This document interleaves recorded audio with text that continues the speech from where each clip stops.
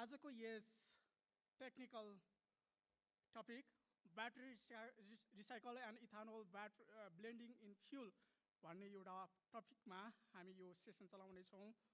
हामी लगभग 2 घण्टा यहाँ सँगै रहनेछौँ। यहाँ प्यानल डिस्कसन हुनेछ। हामीसँग 6 जना प्यानलिस्टहरू हुनुहुन्छ। त्यसै गरी हामीलाई मोनिटरको रूपमा दीपक सरले सहजीकरण गर्नुहुनेछ। सर्वप्रथम यस कार्यक्रमको संयोजन गर्नका लागि जामलाई मौका दिएकोमा हामी विशेष नाइमा प्रति कृतज्ञता छौँ। हामी नाइमा प्रति धन्यवादी छौँ।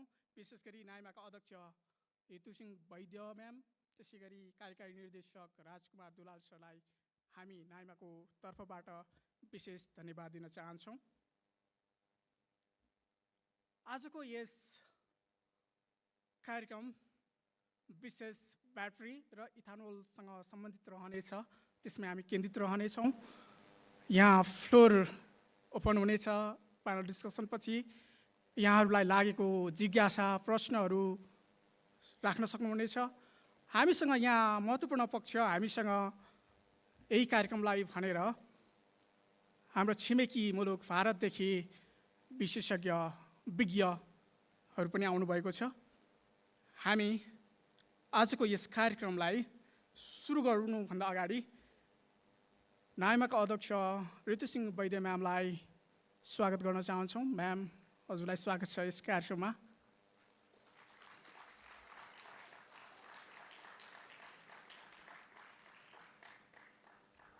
हामी क्रमशः प्यानलिस्टहरूलाई पनि स्वागत गर्नेछौँ।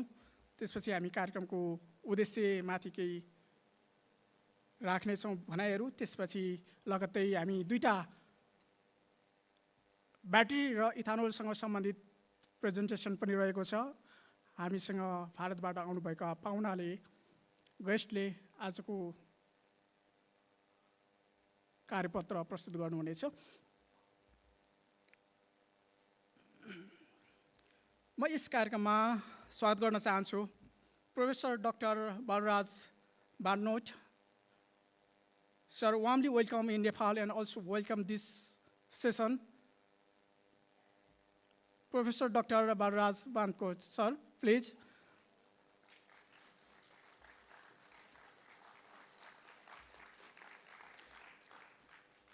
He was the founder chairman of CMVR, Technical Standing Committee of MOT, as well as chairman AIC committee.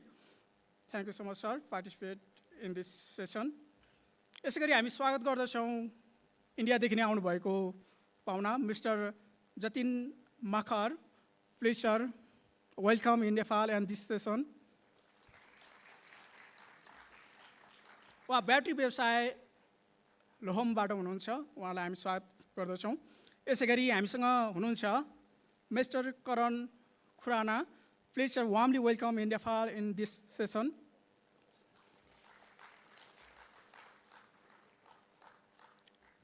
यसै गरी नेपालको अटोमोबाइल सेक्टरमा लामो समय व्यवसाय गर्दै आउनुभएको र नजिकबाट यो इभीलाई म स्वागत गर्दछु। उहाँ प्यानलिस्टको रूपमा हामीसँग रहनुहुनेछ। यसै गरी हामीसँग 6 जना प्यानलिस्टमध्ये एकजना मिडिया प्रतिनिधि, जाम नेपालका पास्ट प्रेसिडेन्ट सागर गजुरेल सर हुनुहुन्छ। उहाँलाई पनि स्वागत गर्दछु। यो कार्यक्रमको मोडरेटरको भूमिकामा रहनुहुने दीपक थपलिया सरलाई पनि स्वागत गर्दछु।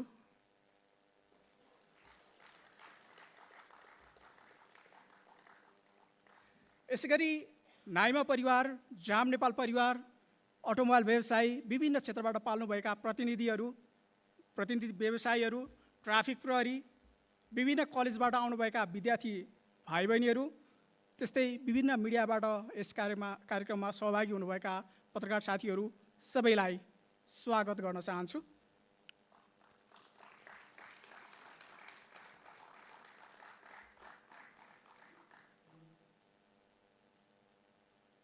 यो कार्यक्रम विशेष गरी अघि मैले भने थिएँ ब्याट्री र इथानोलसँग सम्बन्धित छ। The noun अनाउन of battery recycle and ethanol blending in fuel भन्ने टपिकमा रहेर आजको हाम्रो सेसन अगाडि बढ्नेछ। हाम्रा प्यानलिस्टहरू यसैमा केन्द्रित हुनुहुनेछ। उहाँहरूले राख्नुभएको सन्दर्भ कुरा, उहाँहरूको अनुभव यहाँहरूले जिज्ञासा राख्न सक्नुहुन्छ, प्रश्नहरू राख्न सक्नुहुन्छ। अहिले यो कार्यक्रमलाई अलिकता प्रकाश पार्नु पर्दाखेरि इभी भन्ने बित्तिकै ब्याट्रीको कुरा आउँछ। अहिले हाम्रो नेपालमा इभीको प्रयोग, आयात बृहत्तर बन्दै गएको छ। हामीले अहिले यहीँ अटो सो हेर्दै गर्दाखेरि देख्न सक्छौँ जति सोहरू भएका छन्, प्रदर्शनीमा राखिएका गाडीहरू छन्, त्यसमा अधिकांश भेहिकल्सहरू इभी नै छन्। यसले पनि हामीलाई ब्याट्रीको चासो अझ बढी बढाएको हामीले महसुस गरेका छौँ।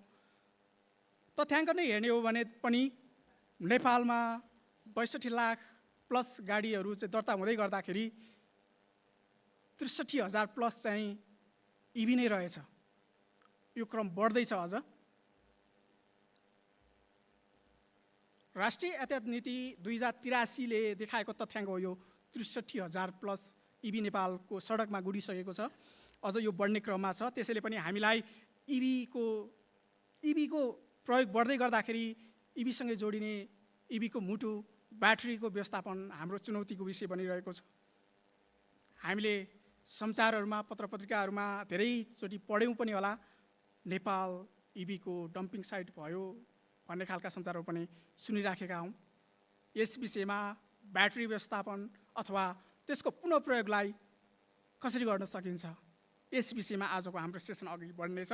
त्योभन्दा अगाडि म आजको सेसनलाई दुईवटा विशेष प्रेजेन्टेसनबाट अगाडि बढाउन चाहन्छु। हामीलाई भारतबाट आउनुभएका विज्ञ मार्फत दुईवटा प्रेजेन्टेसन देखाउनुहुनेछ। सर्वप्रथम प्रोफेसर डाक्टर बालराज बानको सरले हामीलाई प्रेजेन्टेसन देखाउनुहुनेछ ब्याट्रीसँग सम्बन्धित। Sir, warmly welcome in Nepal and also welcome in this session. And now this time, I would like to invite our guest, Professor Dr. Balraj sir, to present the working paper. Sir, please take the floor.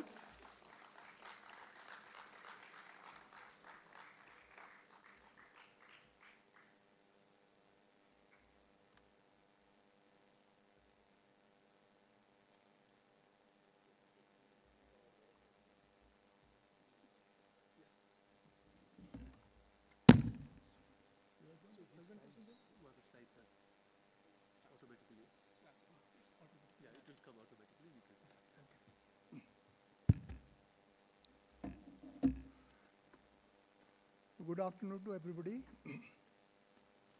This is my first visit to Nepal, and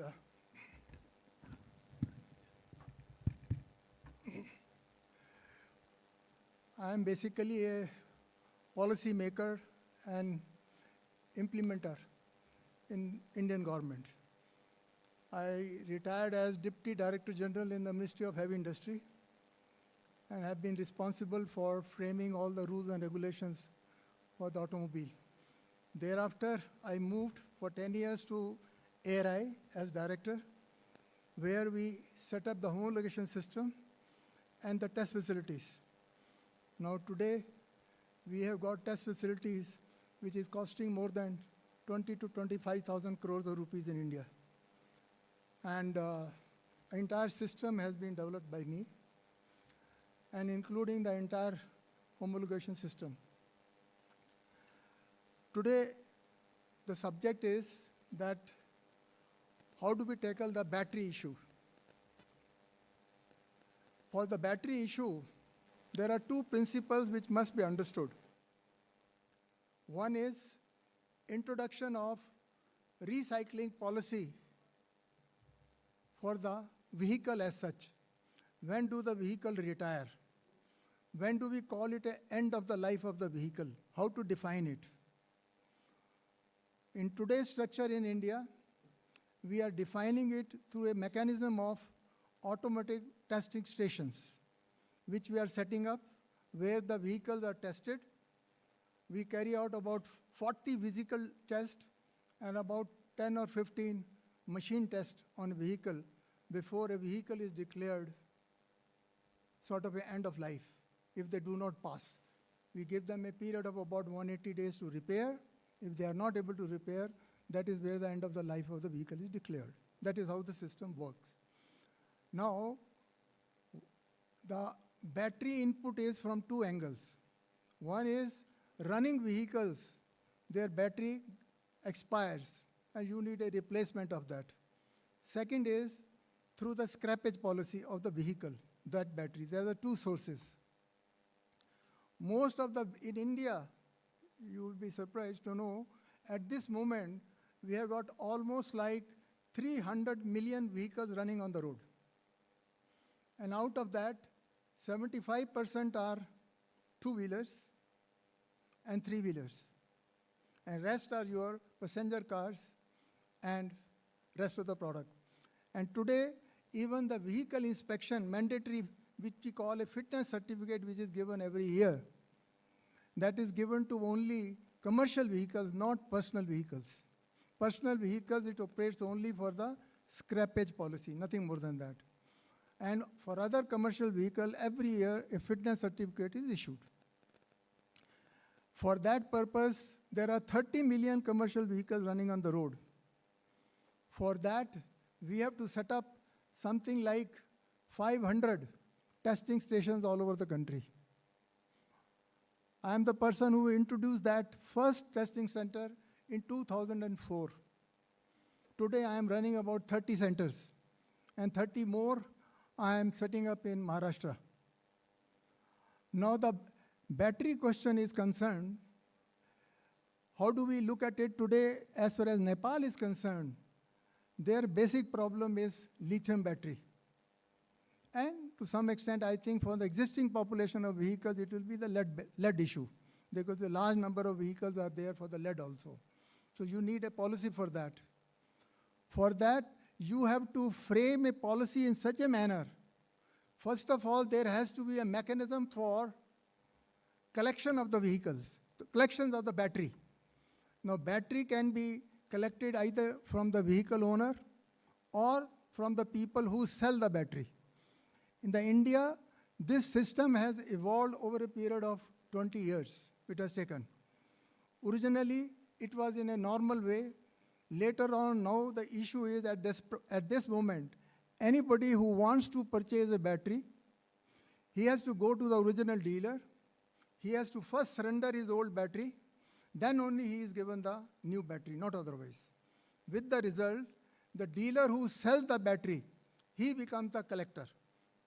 So that is the first mechanism has to be introduced in Nepal also. That means put the EPR as a responsibility on the dealer or the seller or the importer or anybody.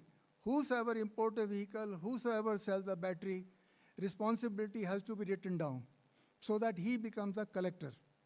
I was told about the lithium batteries. As I understand, during the last 2-3 years only, the lithium vehicles have come in the market. And today there are 40 to 50,000 vehicles running in Nepal. You know the lithium batteries has got a life in vehicles 8 to 10 years. So your replacement cycle will come, it's far away, another 4-5 years. That replacement issue is not there at this moment. So this is high time you set up the system how the batteries will be collected. That is where the government should put their stress on and lay the responsibility and lay down a strict rule. Whosoever import the vehicle, he should also have a responsibility of battery collection, which are old vehicles. Or anybody who is selling the battery, he is an agent or a dealer, put a responsibility on him that old battery he collects before he sells the old one. That is how the system will be there. Once they are collected, you form a system where those collected battery have to go. If you have got a recycling plant, condition must be imposed that those batteries go to only recycling plants, nothing else. If you do not have sufficient capacity in the recycling plants, tie up with China, tie up with India, recycler plants, you sell all those batteries to them and let them do the rest. Then gradually the system can further evolve as we move along, because overnight things won't happen, because at this moment, your collection of the battery itself is not that quantum that recyclable plants will be viable. And this is what, as far as your battery issue is concerned. So I will also parallelly, I am told, to address the issue of ethanol also, and then the discussion can take place. Ethanol in India was introduced in the year 2006, when we introduced 5% ethanol in the market. This was gradually increased to 10% by 2010. All over the country, the 10% introduction took almost 10 years.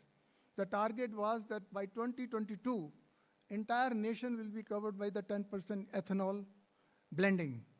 But suddenly, during the early part of this decade, politics of the whole game changed.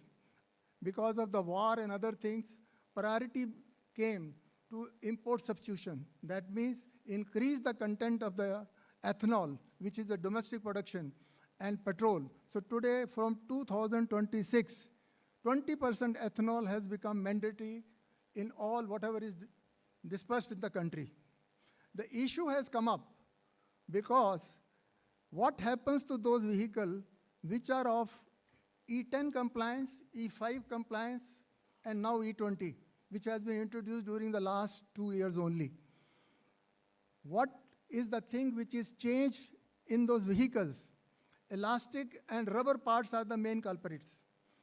They basically becomes little mild, or they grow up, or they become thicker, basically as the time goes by. And plus it affects the working of the engine also, in the ICE engines. With the result, the leakage issue comes up. Starting point issue comes up. Fuel efficiency issue comes up, because the ethanol has got a lower energy density, about 20 to 30% lower than the petrol. With the result, the fuel efficiency compromise is there, depending upon the percentage content of the ethanol in the petrol.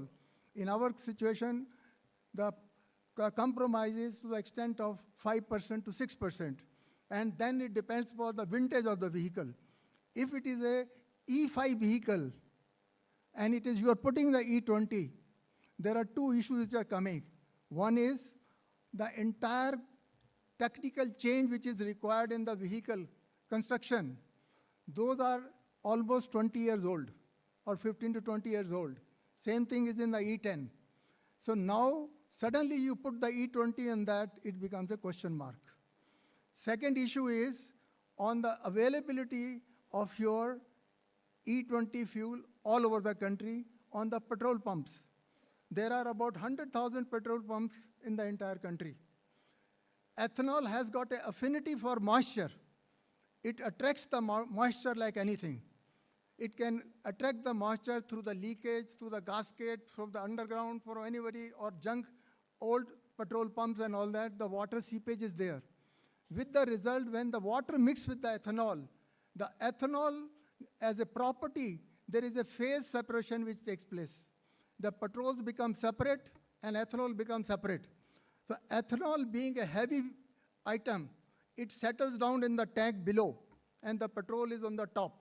And you can understand, whenever the exit of the petrol is there, it is taken from the bottom of the tank. When the bottom of the tank at the petrol pump is not okay, it will only pump in ethanol and nothing more than that. It can depends upon a mixture of a petrol or what happens. That is what is happening in India. And that is what, to control 100,000 petrol pumps and control and audit, it's a Herculean task. So I will briefly tell you that much, because the rest of the things are political, lest my name gets spoiled. So I will leave it at that. Thank you very much, gentlemen.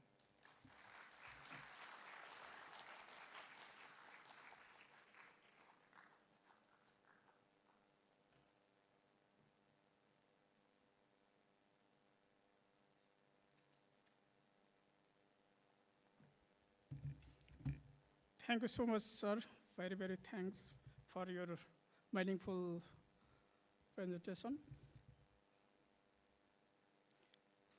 अब हामी फेरि पनि अर्को प्रेजेन्टेसनतर्फ लाग्नेछौँ. Similarly, I would like to invite our distinguished guest, Mr. Jatin Makhar, sir, to present the work paper. Sir, please take the floor.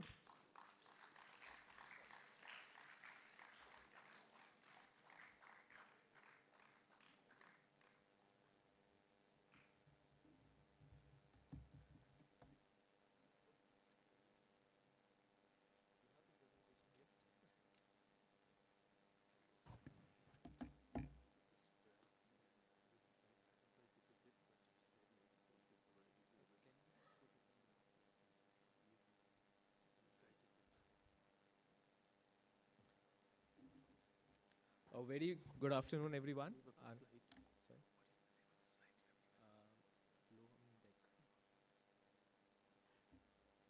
And very good afternoon, everyone. And thank you, the Association of NIMA and JAM for having us here.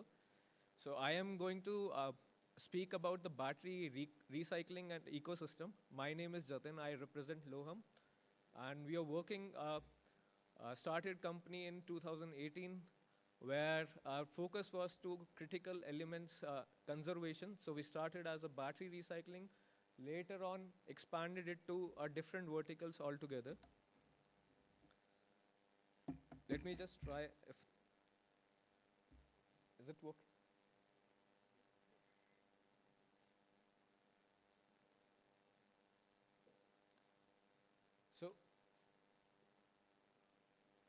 So, our mission is to become the world's largest producer of critical minerals across India and other countries as well.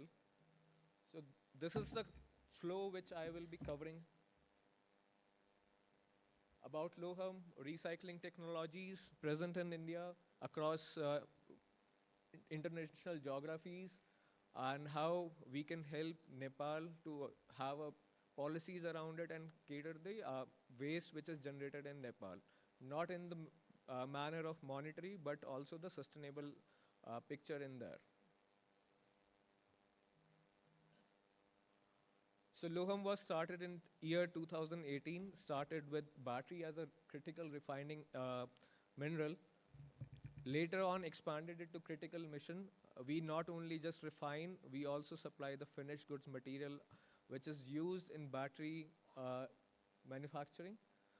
Then we also refine the material which is coming from mines. And we are the largest recycler based out of India, having a capacity of 10 gigawatt hour.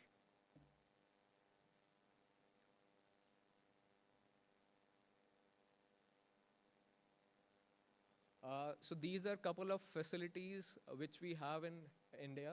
We are based out of Delhi, near to a satellite town to Delhi. So we have cobalt refinery, which is present in NMC batteries. Then we have in nickel refinery. Then there is a catalytic converter refinery, which we call as platinum refinery. And along with that, we have this battery dismantling unit, as well as the second life unit.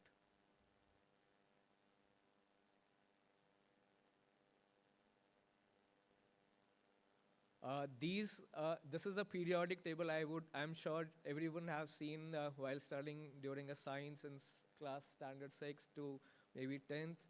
So all the elements which are highlighted in green, currently we are at scale. The one which is mentioned in brown, which are working on a pilot level scale, and we are going to scale up in the next upcoming years. These are the sources which we get from batteries, then from the catalytic converters, then the magnets which is present in the EV.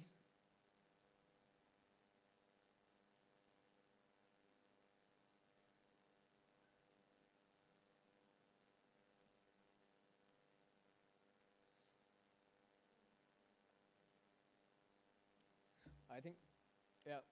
So these are the common chemistries which are present in the market for now. For generation 1s and the two-wheelers currently operating on NMC, where nickel, manganese, and cobalt is the main elements in the battery. Then there's a LFP, which is currently we have seen like all four-wheelers are based out of lithium for ferrophosphate. The reason for the both is energy density and the life cycle of the battery. So typically for two-wheelers, we need a compact size. That's the reason there is an NMC battery over there. For LFP, the longevity is required plus the safety. That's the reason LFP is there. Cost-wise, energy prices vary with the little deviation from 15 to 20%. These are some of the benefits over NMC, over LFP. Why a battery recycling system is required? Because if you will not recycle and batteries, there is dangerous to the environment and you're losing a value which can come from in the form of recycling of critical elements as well as the energy conservation if we put it in the second life. This is the process usually which follows for recycling. One is the collection, very basic step. Then the separation of material, followed by recoveries of other elements other than the battery material. Then is the mechanical shredding, which we call as the black mass. You would have seen on a black mass as a black powder kind of a substance, where after that, there are two different processes which is predominantly in the market. One is the pyro and the second one is the hydro, which I'll come on the next slide. Then the recovery of element happens, and this is a critical element. So lithium in terms like it varies from like $100 to $200 per kg. Similarly, nickel is ranging from $20 a kg. Cobalt ranges is from $50 a kg. So it's a critical elements.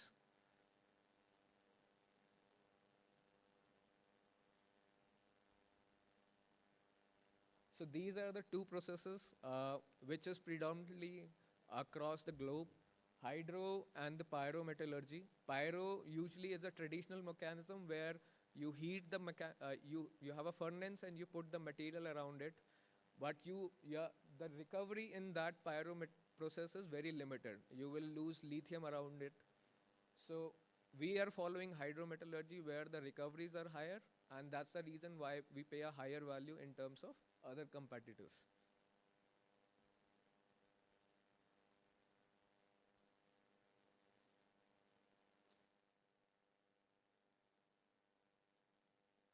These are a couple of products which is made after the recycling of elements.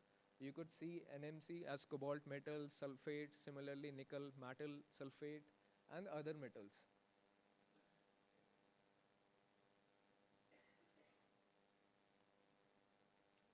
And these are the couple of partners which we are working in India. I'm sure a couple of partners are present in Nepal as well.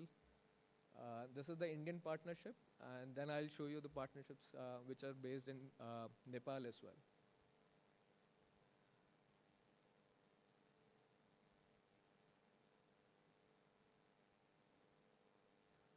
These are some of the partners which are present in Nepal also. We are engaged with in somehow with the dealership network and the OEM so that we can collect the batteries over there, and Nepal in fact should not have the landfills for the batteries which is there.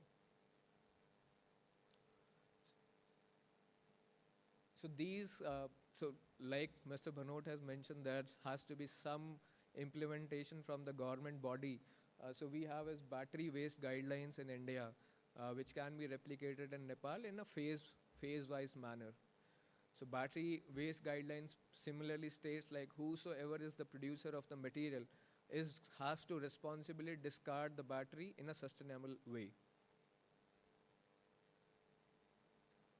So that's it from my end. If maybe you can guys note the questions, so once we will be on a panel, you can ask the questions around it. Thank you.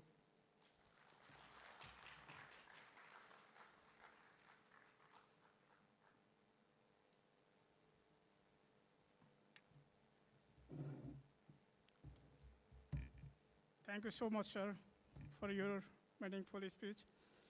हामी यो प्रेजेन्टेसनमा जति पनि कुराहरू देख्यौँ सुन्यौँ यी कुराहरूलाई हामी panel डिस्कसनको क्रममा पनि हामी समेट्नेछौँ र प्यानल डिस्कसन पछिको समयमा क्युएनएमा हजुरहरूले क्वेसन एन्सरमा चाहिँ हजुरले सोध्न सक्नुहुन्छ उहाँहरूलाई आफूलाई लागेको जिज्ञासा प्रश्नहरू।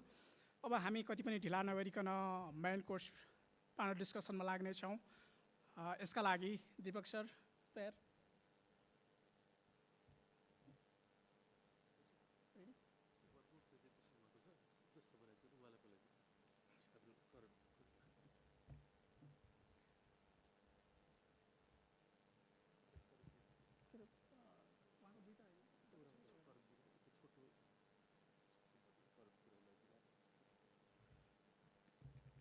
Okay, Karan Khurana sir, please come on your stage, your speech.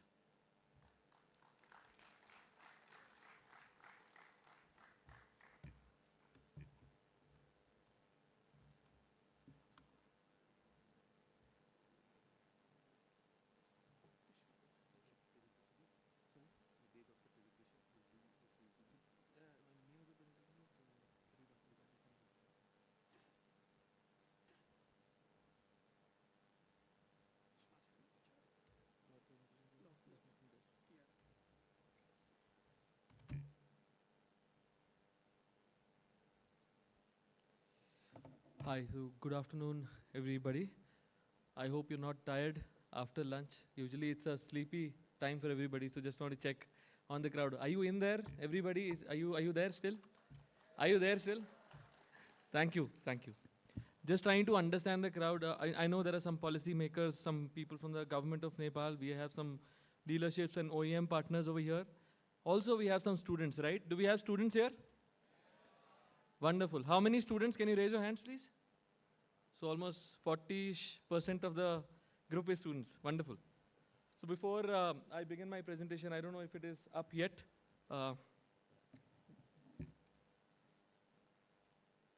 Yeah, perfect, perfect. So before I begin my presentation, I'd quickly like to introduce our group. I belong to Sage Group from India. It's a conglomerate based out of Central India. We are headquartered in Bhopal, but we operate across India in different domains. We started with real estate in 1983, slowly ventured into education, healthcare, electrical infrastructure, hospitality, technology, and energy.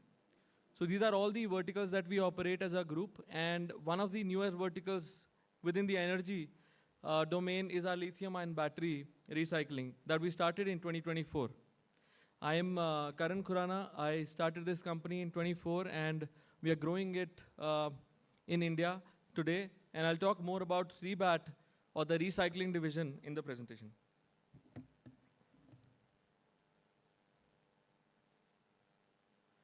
So before I go to a technical detail, I'll quickly summarize what a battery is. A lithium-ion battery has 4 or 5 major components, right? We look at anode, which is basically graphite. Today, there are different types of anodes available with silicon as well. But anode is basically where your lithium ions rest when the battery is fully charged. Second, we have a cathode. Cathode is the heart of the cell, basically lithium ion cell. This is after which we name the cell's chemistry. You heard about NMC, LFP. This is where all that lies. It's almost 40 to 50% of the cost of the cell, so most important component is cell. Then we have separator. Separator is basically a thin layer, just like paper, to separate these two cathode and anode. Just to stop the interaction, that's it. Then we have electrolyte, which basically has lithium salt in it. This is basically, in layman terms, it could be a highway for transport of these lithium ions from one place to other. And then we have current collectors on both the sides. So this is basically a lithium-ion battery, and there are so many benefits to it, right? Lithium-ion battery has a longer lifespan. You have so many cycles. You have high energy density, if you may have heard this term. You have fast charging technology that came up with lithium-ion. So all these benefits are there. Hence, we are transforming from a lead-acid-based or a different chemistry-based to this battery. Now, my presentation is more towards, what should Nepal do, and less about what India has done so far. I think 4 major benefits that we see in terms of battery waste management is one, safety aspect. We need to make sure that, we take this waste as a hazardous waste, and we, take or manage or transport it in a very safe manner with respect to, compliances, safety tests, or facility licensing. All of those things have to be taken care of, because these batteries can also catch fire under different circumstances. For example, NMC batteries, they've caught fire across the globe, not just in a single country, but across the globe in the beginning years. And you might have heard some cases in India as well. If Nepal has to go through this, or if we are thinking of building this here, I think the first thing to look at is from the safety point of view. Second, it is a burden for OEMs, right? A lot of batteries today, even today, they are lying up with them. but then they don't know what to do with them. There is no sort of clarity on how can they export. So these kind of things are also economic loss of value for the customer. If you think about numbers, total 3 million kilowatt hour is what is projected in the next couple of decades in Nepal, which is going to be a huge number. And we start thinking about it today, then it takes 15, 20 years to build that ecosystem to a level where we reach the mineral extraction stage. And finally, environment, which is very important. And you see if you look at the carbon footprint in general, your long haul trucks or buses, these basically are 60% of your carbon footprints. And if we convert these into electric vehicles, which by the way Nepal has done pretty well in terms of passenger cars, then we reach that stage where environment can be considered better. And other than that, Nepal is actually doing great in terms of transition to EVs. Obviously, we've heard a lot. They're number 2 behind Norway. 80% of the vehicles almost we heard this year. 90% of Nepal's electricity comes from hydroelectricity. Again, a green space where Nepal has great heights already. 95% is the national penetration for EV adoption, which is targeted in 2030. All this is wonderful, and this brings in so many opportunities for Nepal to look at their EV battery reuse and recycling here. Just learning from different countries, what have they done and what can we adopt? Look at EU. They have a battery regulation which has been updated over the years. And you see there are separate collection and take-back systems already in place. And they have done this for different varieties of batteries. And in fact, some people are incentivized to pick up these batteries free of cost from these OEMs, right? That has helped them create that ecosystem of collection. You look at India. India has done wonders in terms of battery waste management rules. Today, there's a 200-page booklet that India has launched, which has so many rules designated, giving responsibilities to different owners within the life cycle. China has mandated traceability to a large extent. They know from the production of each cell to, each and every component production to end of life, which is disposal as well. Reuse, after reuse, recycling, after recycling, wherever it is going back. They have traceability up to that extent. And this has happened over the years. Last 20 to 30 years, they've spent building this particular ecosystem. And now Nepal has a huge opportunity to do this through maybe authorized collection centers, maybe through leveraging that cross-border understanding and knowledge and technical collaborations with companies in maybe India and China, maybe more. Looking at challenges, there are 3-4 challenges that we see. One is EV adoption is actually outpacing the end-of-life ecosystem that is being developed here. We are looking at collection, not matching the pace of sales in Nepal, and we are looking at even further, penetration in the coming few years. We need a framework for OEMs definitely to operate and make sure that, this facility, this taking back of battery is possible through them. And then we have some storage risk that we want to manage. We have to manage through policies, and not only policies, but also some technical expertise that has to come within the country. Opportunities for Nepal, obviously, we can look at integrated battery connection network. We were speaking about it today as well in the morning. It could be through an OEM, through service centers, through dealerships, through authorized collection centers, but the push has to come from the government side. Develop cross-border export partnerships. Obviously, companies like us, we work with a lot of partners within India and abroad to get those battery waste wherever that enough waste is not there. Even if in some countries where the waste is available and the recycling has been set up, we take the other input, which is black mass.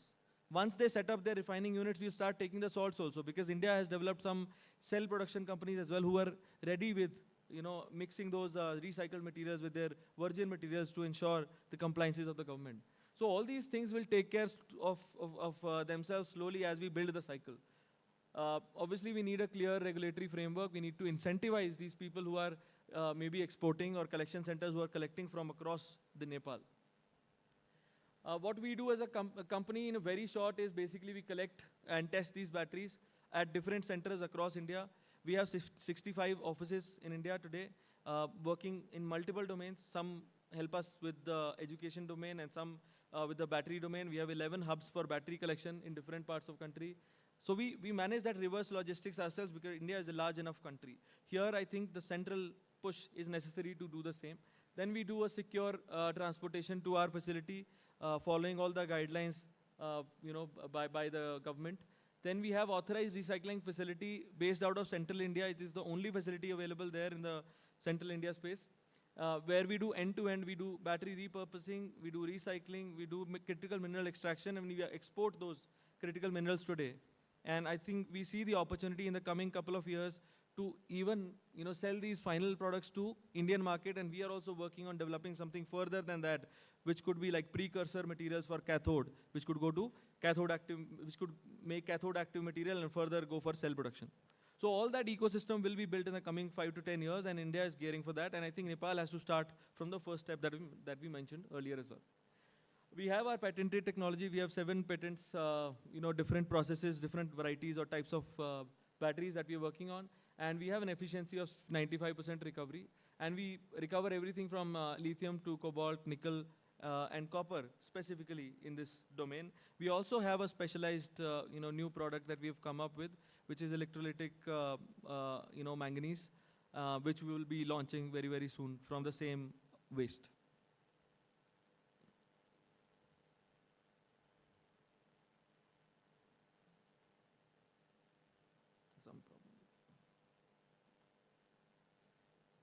Yeah, that's the last slide. I think what directly should be, the focus on one front is, I think, Take Back Network. We introduce traceability from the government side, that we look at each and every battery that goes into the system and that comes out of the system. And once we know everything, we can manage that waste pretty well. Then we have finally, creating a EPR-like framework for OEMs and collection centers here, and also giving licenses to specific people to actually collect those batteries in different parts of the country. That's how this can be developed over the period of time, and recycling can finally, be in-depth done in the same. Thank you. Before I start, first I'd like to thank Naima for organizing this Mobility Samvad. Today we have deliberately brought all the distinguished experts from different sectors.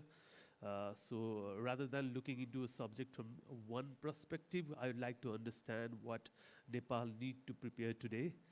Before the issue, it becomes tomorrow's problem. We would like to highlight few of the things in the interest of the people and the interest of the country. So that would be overall my objective to discuss the panel. So I would like to call all our panelists, please be on the stage, and I'll start.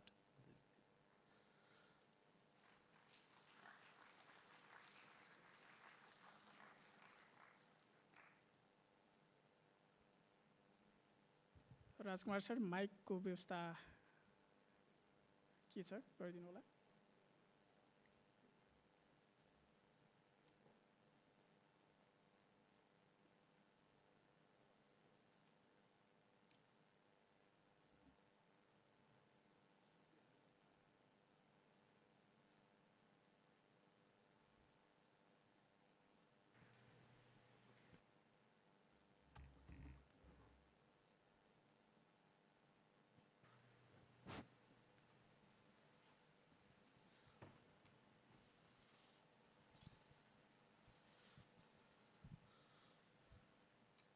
Hello हामी सबैले अब अघि त presentation पनि देखिहाल्यौं यसमा हामीले तपाईहरुलाई चाहिँ बीचमा अलिकति ल्याङ्ग्वेज कम्फर्टेबल होस् भन्ने हिसाबले म जहाँ पोसिबल हुन्छ नेपालीमा पनि संवाद मेरो जारी राख्ने छु so that we can interact more अझै बुझ्नलाई हामीलाई सजिलोसँग मौका मिलोस् भन्ने नै उद्देश्य हो यो ओभरअल आजको टक शोको सो आज अहिलेको हाम्रो यो टोटल डिस्कसन चाहिँ पहिला ब्याट्री म्यानेजमेन्टबाट नै सुरु गर्नेछौँ so will start with battery first then will go into ethanol so I think for ethanol professor Dr. Balraj will be more relevant person to ask, so I'll be more engaging ethanol related question to him and battery I'll try to connect with Mr. Jatin and Mr. Karan. So we also have oh sorry मेरो अलिकति आवाज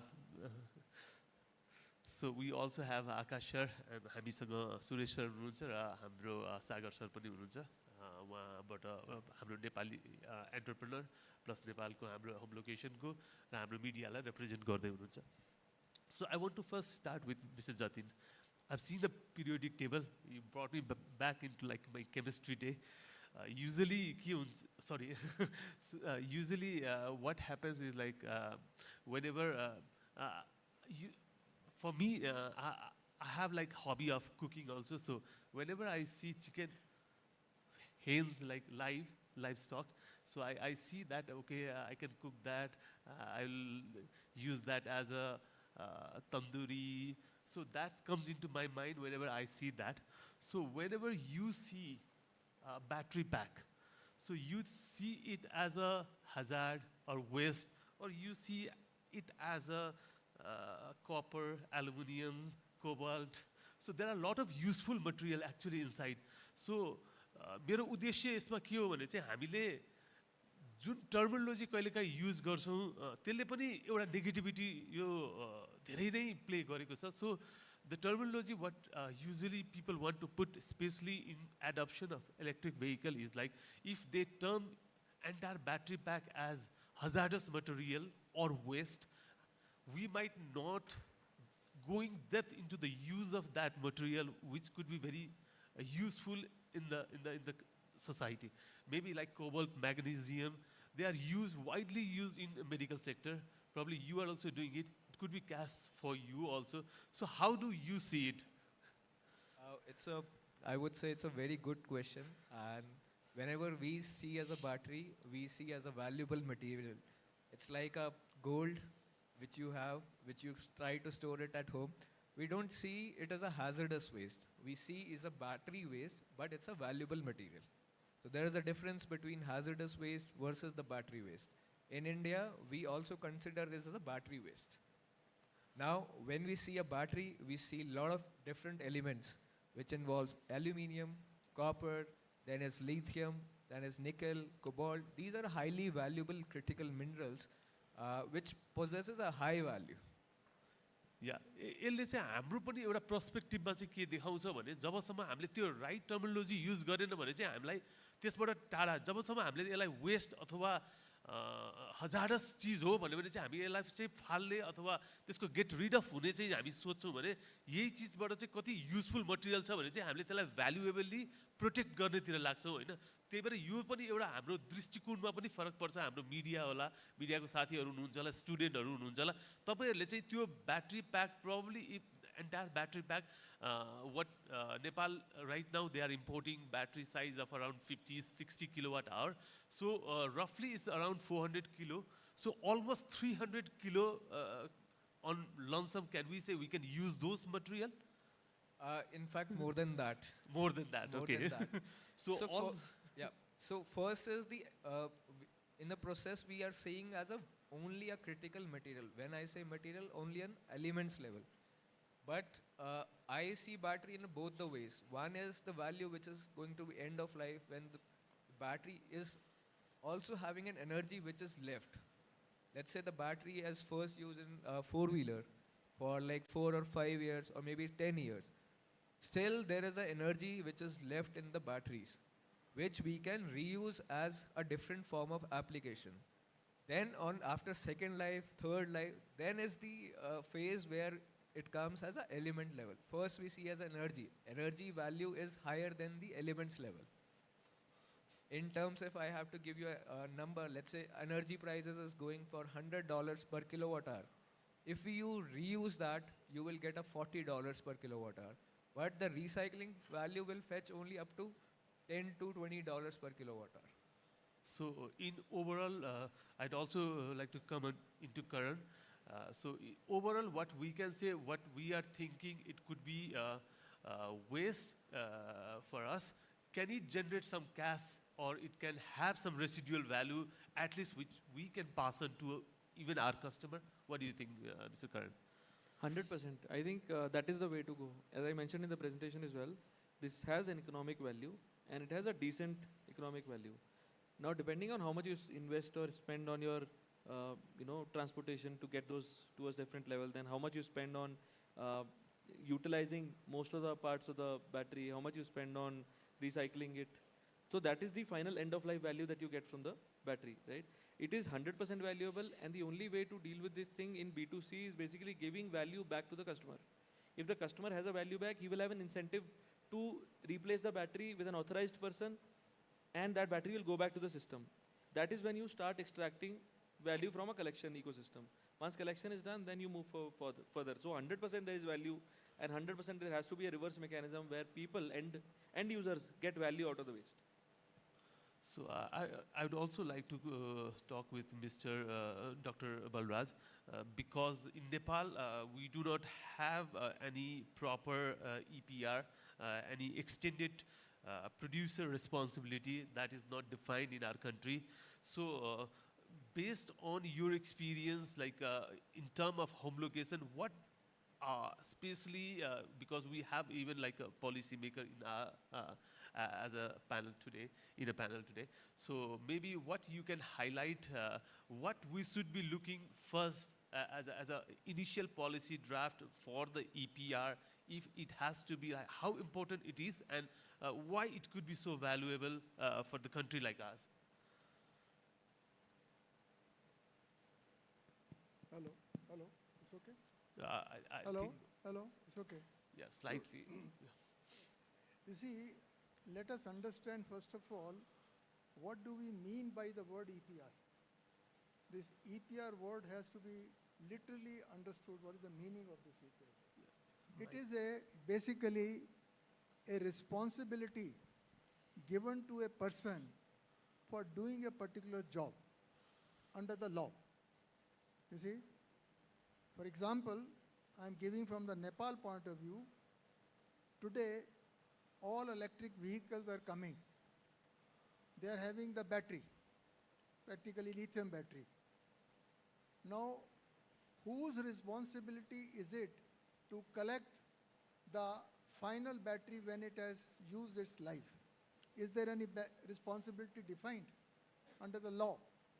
Answer is no.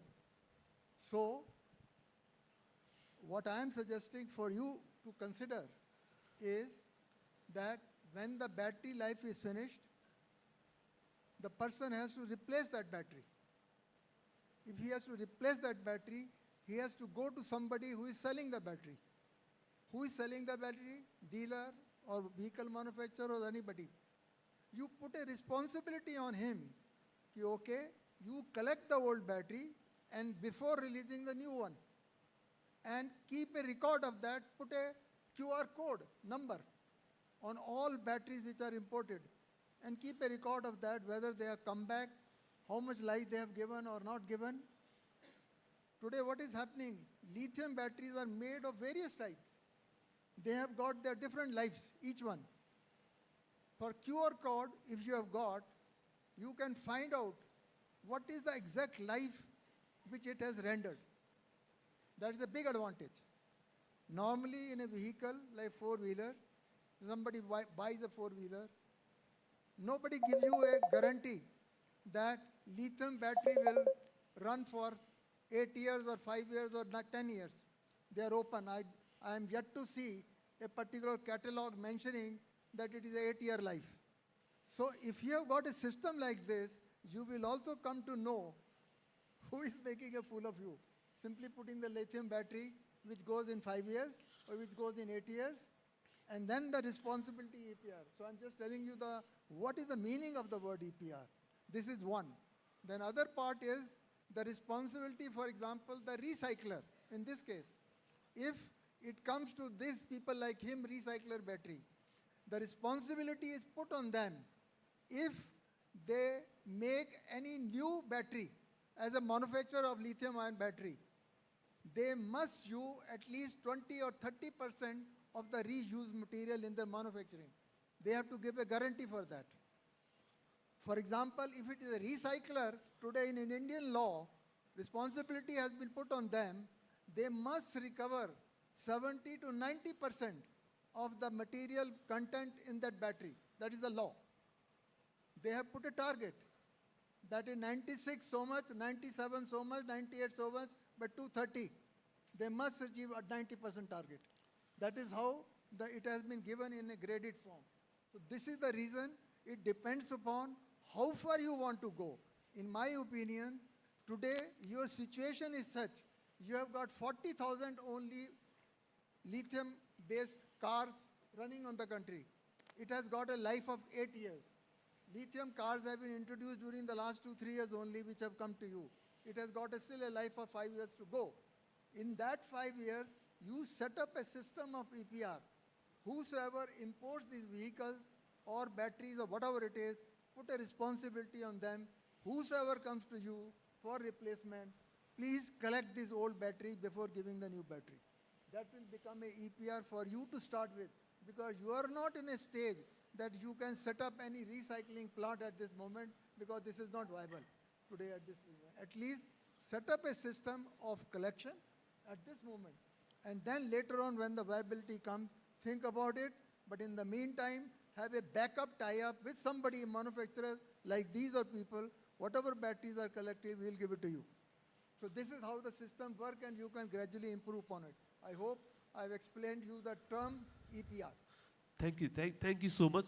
Yo word EPR चाहिँ हामीले एकदमै बुझ्न एकदमै जरुरी छ हैन। अहिले पनि हाम्रो माइन्डमा चाहिँ यसलाई जबसम्म यो लिथियम वेस्ट अथवा यो मटेरियललाई चाहिँ हामी कसरी यसबाट चाहिँ टाढा बस्ने भन्ने सोच जबसम्म राख्छौँ र यो EPR जुन चाहिँ एक्सटेन्डेड प्रोड्युसर रेस्पोन्सिबिलिटी यसको चाहिँ भाग अथवा यसको बाँडचाँड कसरी गर्ने हो र यसको जिम्मेवारी चाहिँ कसलाई दिने हो र यसको जिम्मेवारी चाहिँ क्रस भेरिफाई पनि गर्नुपर्छ होला जसले जिम्मेवारी लिन्छ त्यो कुरा चाहिँ एकदम महत्त्वपूर्ण कुरा छ। यो चाहिँ अब Nepal is like we have already almost more than 50,000 electric vehicles are running in our road. So before that could create a problem in future, we have potential to make even like some financial benefit even from the residual what we have. And we also have representation from the importer side. Akash sir हामीसँग हुनुहुन्छ. So Akash sir, as an importer, how do you feel like as an importer यसलाई हामीले चाहिँ के जिम्मेवारी लिनुपर्छ होला अथवा यो जिम्मेवारी चाहिँ लिथियमको प्रोबब्ली युज नट ओन्ली अब अटोमोटिभमा मात्र त होइन मोबाइल अथवा सेलफोनमा पनि यत्रो युज गरिरहेछ ओभरअल कलेक्सन गर्दाखेरि वेट हेर्ने हो भने त्यसको वेट अझै बेसी नै हुन्छ होला but the responsibility is bigger on the vehicle importer side. So how do you think like importer or the distributors should take this thing into account? No, namaste. So Nepali भन्ने कि फेरि you can use okay. you can mix. So our problem is what he also mentioned is we are talking about automobile because we are in NIMA, we are talking about automobile. But apart from automobile, there are many other things like mobile phone, laptops. Their batteries are also being. Currently, there is no system. Government doesn't even know what is happening. Many wastes are going to India. Many are being thrown maybe in river, wherever, in landfills. And apart from that, now power backup system, which used to be predominantly lead-acid battery. Lead-acid battery has a value people know. So it is being sold at 40 rupees Nepali to 45 rupees Nepali per AH. Or in kilogram, it goes at 160 rupees dry without water. Battery is being sold at 160 to 170 rupees per kilo. So battery has a value, people are selling battery that is not going into landfill, lead acid. But lithium battery, no one can do. And lithium battery has a problem of, if it is a bigger battery, like in automobile, importers have a rule. We need to be responsible. So many of us have battery kept. Once it is sizable amount, we will be exporting the battery. So that is only warranty batteries are coming to us. Let us say I've sold a car, that car has an accident and it is thrown. I do not know whose responsibility it is, and do I have authority to catch that customer and bring, because government can fine a case against me that this car was imported, where is the battery, but it is not in my possession, it is in possession of customer. Customer can decide to export or illegally send. How do I do so? Because there is no proper rule, and when a rule is being made, it will be made on importers, and we are at the end of getting all the trouble. But many things are not under our capacity. Another thing is, in Nepal, to export the battery for importer, there has to be certain value, and so far, battery importers, they are taking battery at zero cost. Now, if we export you battery, what would be the cost? If you can tell us, that will ring alarm, and maybe we can have competition. Let us say I have agreement with Luham. Other company says, okay, I'll pay you more. Maybe I come and contract with you, and if the value of the old battery goes up, there will be some monetization, and people will know, okay, this is the value, and we start exporting, and it does not go in landfill, including small mobile battery, all the things. So that is the thing. So policy needs that kind of support. Thank you, Akash sir. Policy के कुरा गर्दाखेरि चाहिँ I would like to come into Suresh sir because अब तपाईँ त्यो सेक्टरलाई नै धेरै दो डाइरेक्टली रिप्रेजेन्ट नगरे पनि तपाईँको पहुँचले त्यो सेक्टरमा पुग्छ भन्ने हामीलाई लागेको छ जुन भन्नुभयो आकाश सरले जुन चाहिँ सर्वप्रथम त हुनुपर्ने कस्तो र के भइरहेको छ भन्ने कुरा प्रब्ली हामीले बुझि पनि हाल्यौँ होला एज अ गभर्मेन्ट साइड इम्पोर्टरको साइडबाटको चाहिँ पनि जुन साइड आकाश सरले देखाइदिनु भयो र गभर्मेन्ट साइडबाट चाहिँ यसलाई रेगुलेट कसरी गर्न सकिन्छ र यसबाट बेनिफिट कसरी लिन सकिन्छ भन्ने कुरामा चाहिँ सरले यसमा के हाइलाइट अथवा के सजेसन चाहिँ दिन चाहनुहुन्छ? मेरो एउटा अर्को पनि प्रश्न छ, एउटा अर्को प्रश्न हजुरलाई। हामीले नेपालबाट एक्सपोर्ट गर्दा कन्ट्री अफ ओरिजिन सोध्छ। So battery is made in China or maybe India somewhere. Country of origin is that. But now vehicle, that battery is here, scrap is been made here. So what country of origin will that have? If I mention Nepal, it is wrong discoloration, I'll be behind bars. If I put made in India or made in China, that scrap, can I export? So government needs to make a rule so that what we should do and what happens. Okay. Thank you very much. We have been appreciating the uptake of electric vehicles in Nepal for quite some time now. And unfortunately, we do not have the minimum standards for the electric vehicles that are being imported. That is one of the things that is very sad to share with you. Fortunately, now we are in the process of drafting the import licensing guidelines for importing electric vehicles. So when we are in this process, then we can have this EPR framework embedded in that licensing guidelines. So that is where now we have to think, now it's high time that we have so many of electric vehicles and we do not have EPR framework at the moment. So it has to be embedded in the guidelines that we are formulating. That is one thing. And another thing that I would like to share is, now we have been registration of electric vehicles is done by registering the chassis number, the VIN, and as well as the motor numbers. But we do not register the battery numbers. But the batteries now have the unique identification number. So why don't we start with registering the batteries as well, so that we can keep track of the batteries, and as long as the battery moves on from the buyer, and we have to make sure that it doesn't go and it doesn't land up in the scrap or kavardma चाहिँ नि जानु भएन. So that is how we can make sure that batteries are tracked properly. So that is how we have to now start with. And it is very interesting that now we have come up with the transport policy where it also emphasizes. We had a transport policy which was like very, very old, like 2001 transport policy. Now we have just promulgated transport policy where it emphasizes the promotion of electric vehicles, and also it talks about how to manage the end-of-life EV batteries. So that is the positive signal that we have, and as we have the transport policy, then we will also be needing to have more ecosystems built for this electric vehicle upticks, and the government actually is working towards that direction. Thank you. I think we need to also think about what Akash sir just mentioned. If we're trying to send it back as a reverse logistic, the battery is not made in Nepal, and we want to export it back to India where the recycle is done. So what is the origin of the battery? Can we say it is made in Nepal, or it is exported? Though in paper we need to have an export certificate. We're taking something out of the country. That's a technical difficulty what we are facing right now. So त्यस्तोको लागि चाहिँ अब how do we address this situation? So when we start having logging of these unique battery numbers, then, you know, when you are exporting those batteries for recycling, then that will be accounted for in this process. No, that will be tracked up, and then everything will be known. For example, where the battery has come from, when you have done these identification, and then, you know, the further necessary processes in facilitating the outgoing of those batteries will be, you know, the government will have that sort of.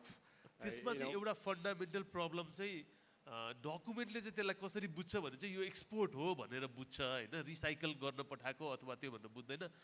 अब उसले export बुझिसकेपछि चाहिँ त्यसबाट tax पनि फेरि सरकारलाई चाहिने भयो क्या त्यो चाहिँ। See, now when we go for this,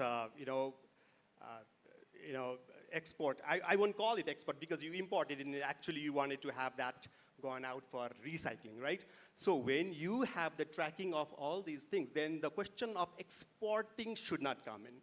So when we will have those frameworks in place, then this should, you know, address all these difficulties or the challenges that we might have. Yes, okay. In sending those batteries out.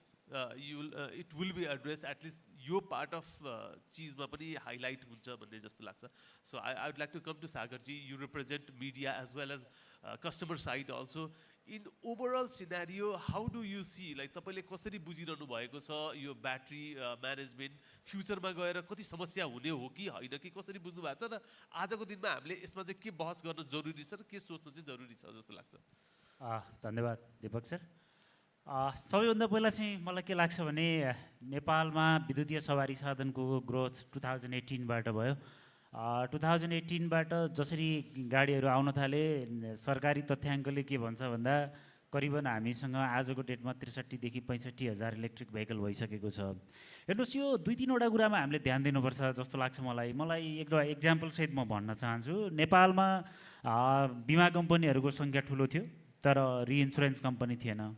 त्यसपछि नेपाल चाहिँ अलिकति यो माओवादी गतिविधिका कारणले गर्दा एकदम अस्थिर थियो, तोडफोड र आगजनी धेरै हुन्थ्यो। त्यतिखेर सरकारले के भन्यो भन्दा अब नेपालको बिमा चाहिँ रिइन्सुरेन्सहरूले लिन नमान्ने। त्यतिखेर नेपाल सरकारले के भन्यो भन्दा अब हुलदङ्गा र आतङ्कवाद चाहिँ नेपालमै गर्नुपर्छ, सो हामी रिइन्सुरेन्स कम्पनी जन्माउँ भनेर एउटा सरकारले केही त्यहाँ पैसा राख्यो अनि अरू सबै बिमा कम्पनीलाई पैसा हाल्न लगायो र एउटा रिइन्सुरेन्स कम्पनी स्थापना गर्यो। ठ्याक्कै मैले यो कहाँ रिलेट गर्न चाहेँ भन्दाखेरि नेपालमा अब जस्तो यहाँ लोम रिब्याट जस्ता कम्पनीहरू नेपालमा कुनै एउटा व्यावसायिक घरानाले नलाउन सक्छ। किन भन्दा मार्केट सानो छ, 15,000 युनिटको भेहिकलमा 12-13 हजार युनिट भेहिकल चाहिँ इलेक्ट्रिक आउँछ, अरू चाहिँ अरू खालको गाडी पनि आउँछ भन्दा 15,000 भेहिकलबाट निस्किने ब्याट्री भोलि उसलाई नपुग्न सक्छ बिजनेसले। त्यो भएको कारणले गर्दा हरेक व्यवसायीले इन्भेस्ट गर्न जरुरी छ र एउटा तपाईहरुले बास्केट फन्ड बनाएर नेपालमा रिसाइक्लिङमा पनि सुरुवाती दिनमा अहिले लोहमबाट सरले भनेको जस्तो कलेक्ट गर्ने, डिसमेन्टल गर्ने र केही चीजहरुलाई छुट्याएर काम सुरुवात गर्दै जाने र कालान्तरमा 4, 5, 7, 10 वर्षपछि एउटा लेभलमा चाहिँ त्यसलाई उद्योगको रूपमा पुर्याउने गरी जानुपर्छ र जसले स्केलमा गाडी बेच्छ त्यही स्केलमा त्यसले त्यहाँ इक्विटी लगाउनुपर्छ र कम्पनी बनाउनुपर्छ। अन्त पठाउने कुरा गरेर हामी हरेक चीजमा अन्त पठाउने, हामी चाहिँ ल्याबिलिटीबाट बाहिर निस्किने होइन क्या। हामीले त्यो जुन खालको जोखिम राज्यले अहिले लिएर जुन खालको वातावरण इलेक्ट्रिक भेहिकलको लागि बनाइदिएको छ, यहाँ अहिले व्यवसाय गर्नेहरूले नै त्यसमा चाहिँ लगानी थप गर्नुपर्छ जस्तो लाग्छ। अर्को एउटा सानो कुरा मैले यसमा थपिहालेँ। अब यो अहिले यहाँबाट चाहिँ अब अरू फर्दर कसरी जान सक्छ भन्ने कुरामा चाहिँ जस्तो गभर्नमेन्ट अफ नेपालले चाहिँ सर हुनुहुन्छ सुरेश सर, त्यो भएको कारणले यो पोलिसीहरू थुप्रै ड्राफ्ट गरिरहेछौँ हामी यो बेलामा।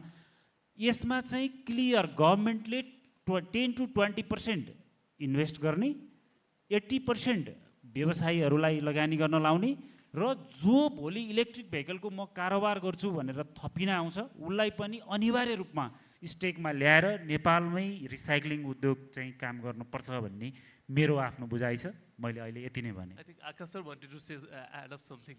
So एउटा त सागरजीसँग म I don't agree. One, he's telling everyone has to be responsible. Responsibility is one, but to invest. In India, recycling is a separate company. Different people do recycling. If you ask automobile importers to do recycling, that is not our core business. That should not be done. You gave example of that reinsurance, Nepal. No one was reinsuring Nepal because of terrorism, and Nepal was born, and they did it good. That was need of our because no one was reinsuring Nepal. But Nepal, in this, people are willing to take our battery scrap, so that is not a problem. However, for Nepal to have battery recycling, there are different challenges. Number one challenge is Nepal has open border with India. So in case of lead acid battery, there has been a major issue because people are carrying the lead acid battery and selling in India. Because in Nepal, if you sell the battery, same person has to sell in VAT. So all the recycling company says, give me VAT bill and I'll buy. All these people do not want to take kabadis, do not want to take headache of VAT bill. They collect the battery and they carry it and go to India. So for, I don't know if I should say, Tara, I had gone to invite our IGP for NAIMA ko inauguration. So while waiting for him, I was with someone. He told, hey, battery vyavasthapan ko kura gardai thiyo. He did not know difference between lithium battery and lead acid. Manchuru the border boki lagirakhya cha, even they know. Everyone knows it is an open fact. So even this lithium battery should not be carried away like that. For that, there are some rules which needs to be made by government.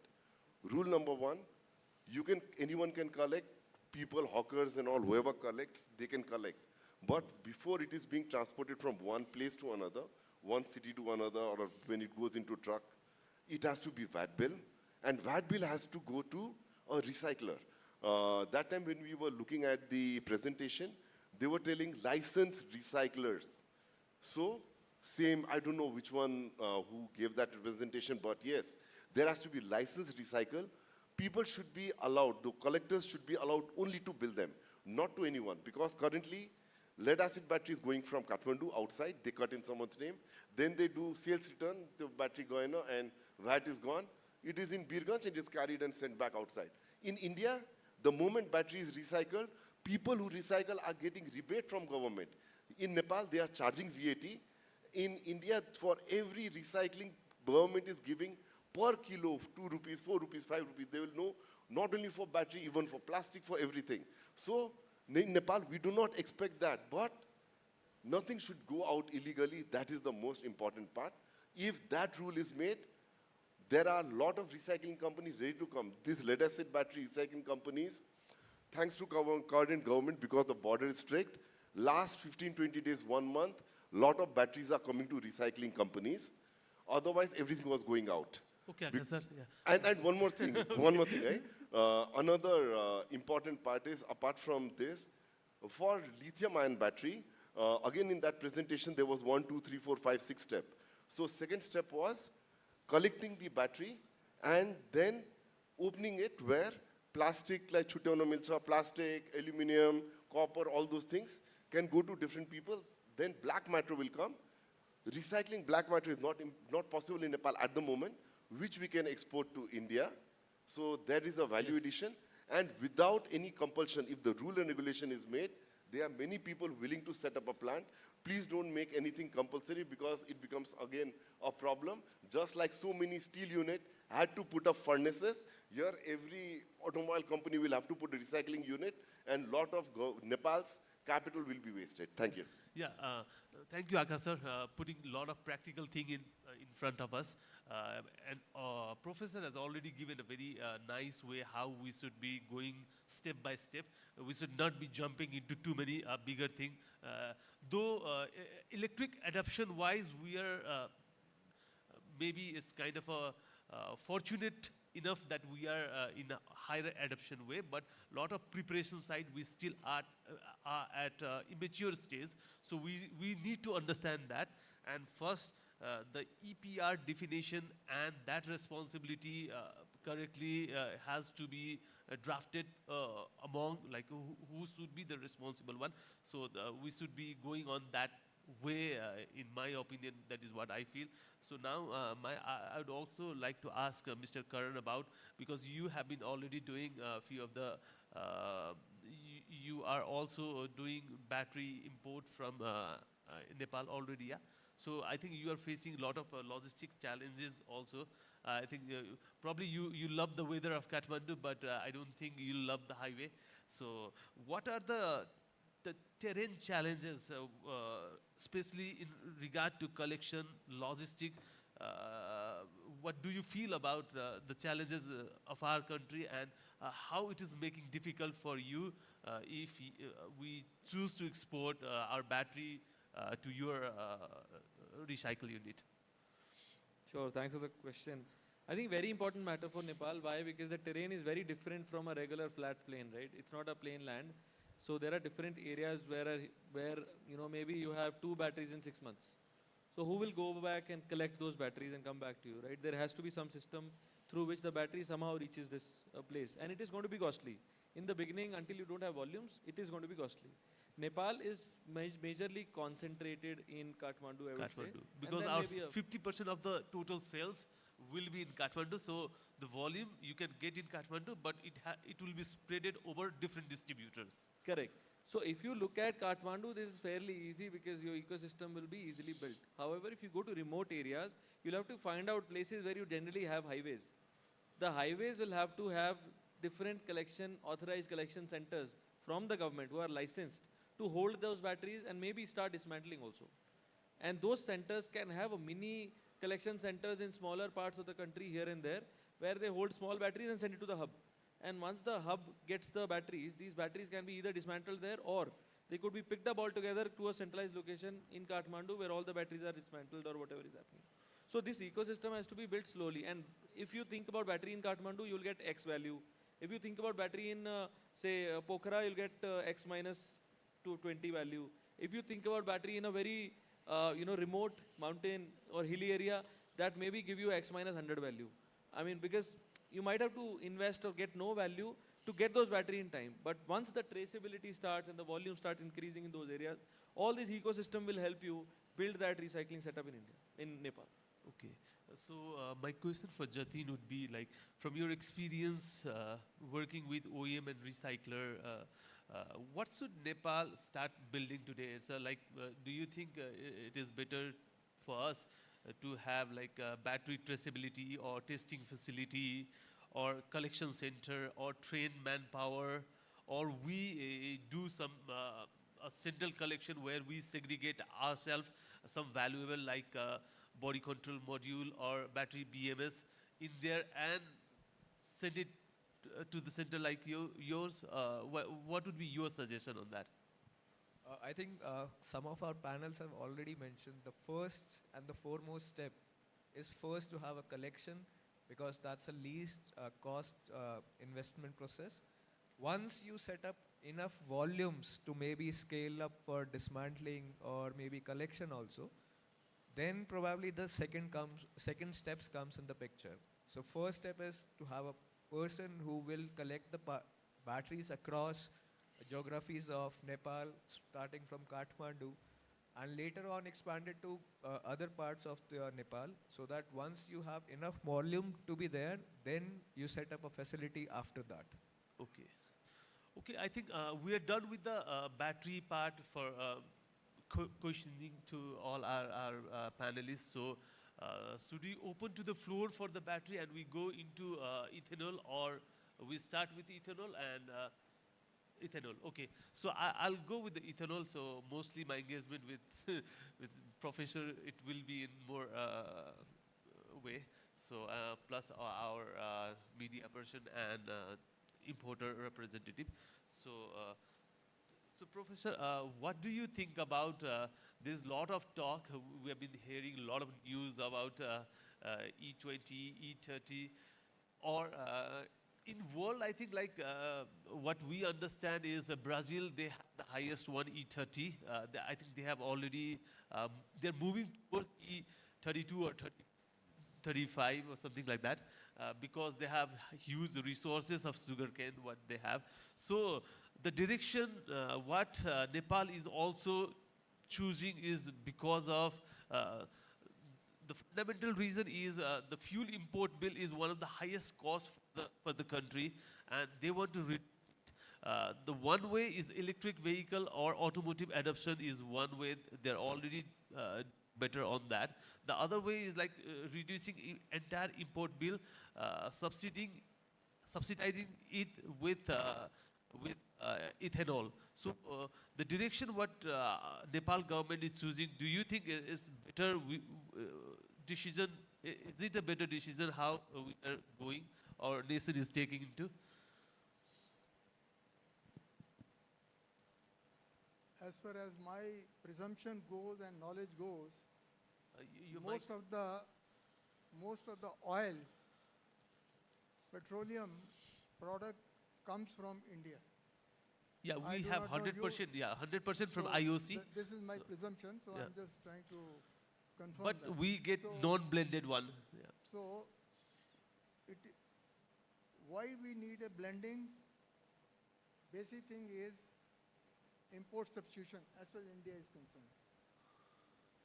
And for you also, if it is blended with that blended fuel is concerned, unless there is a compulsion for you, you can import the petrol as it is. Why do you blend it? Because you are importing in any case, and if it is a blended fuel coming, you should get it cheaper. Very simple. But I do not know, because in India, there's nothing like cheaper at this moment.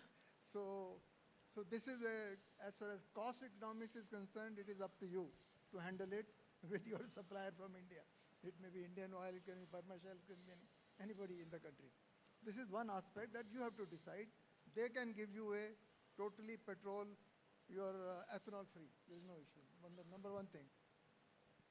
Second thing is that if you want to use your own ethanol and blend it yourself, that is a secondary issue. So you have to see whether you have got a blending capacity or not. Again, it is up to you. You can save that much import substitution as far as your country is concerned. In India, import substitution and environment are the two angles for which are the driving force for introducing ethanol in the country. If it says because of the Iran war, there is a pressure on import substitution, so that is why this 20% was pushed. Otherwise, it was supposed to happen by 2030, but they pushed it to 2026.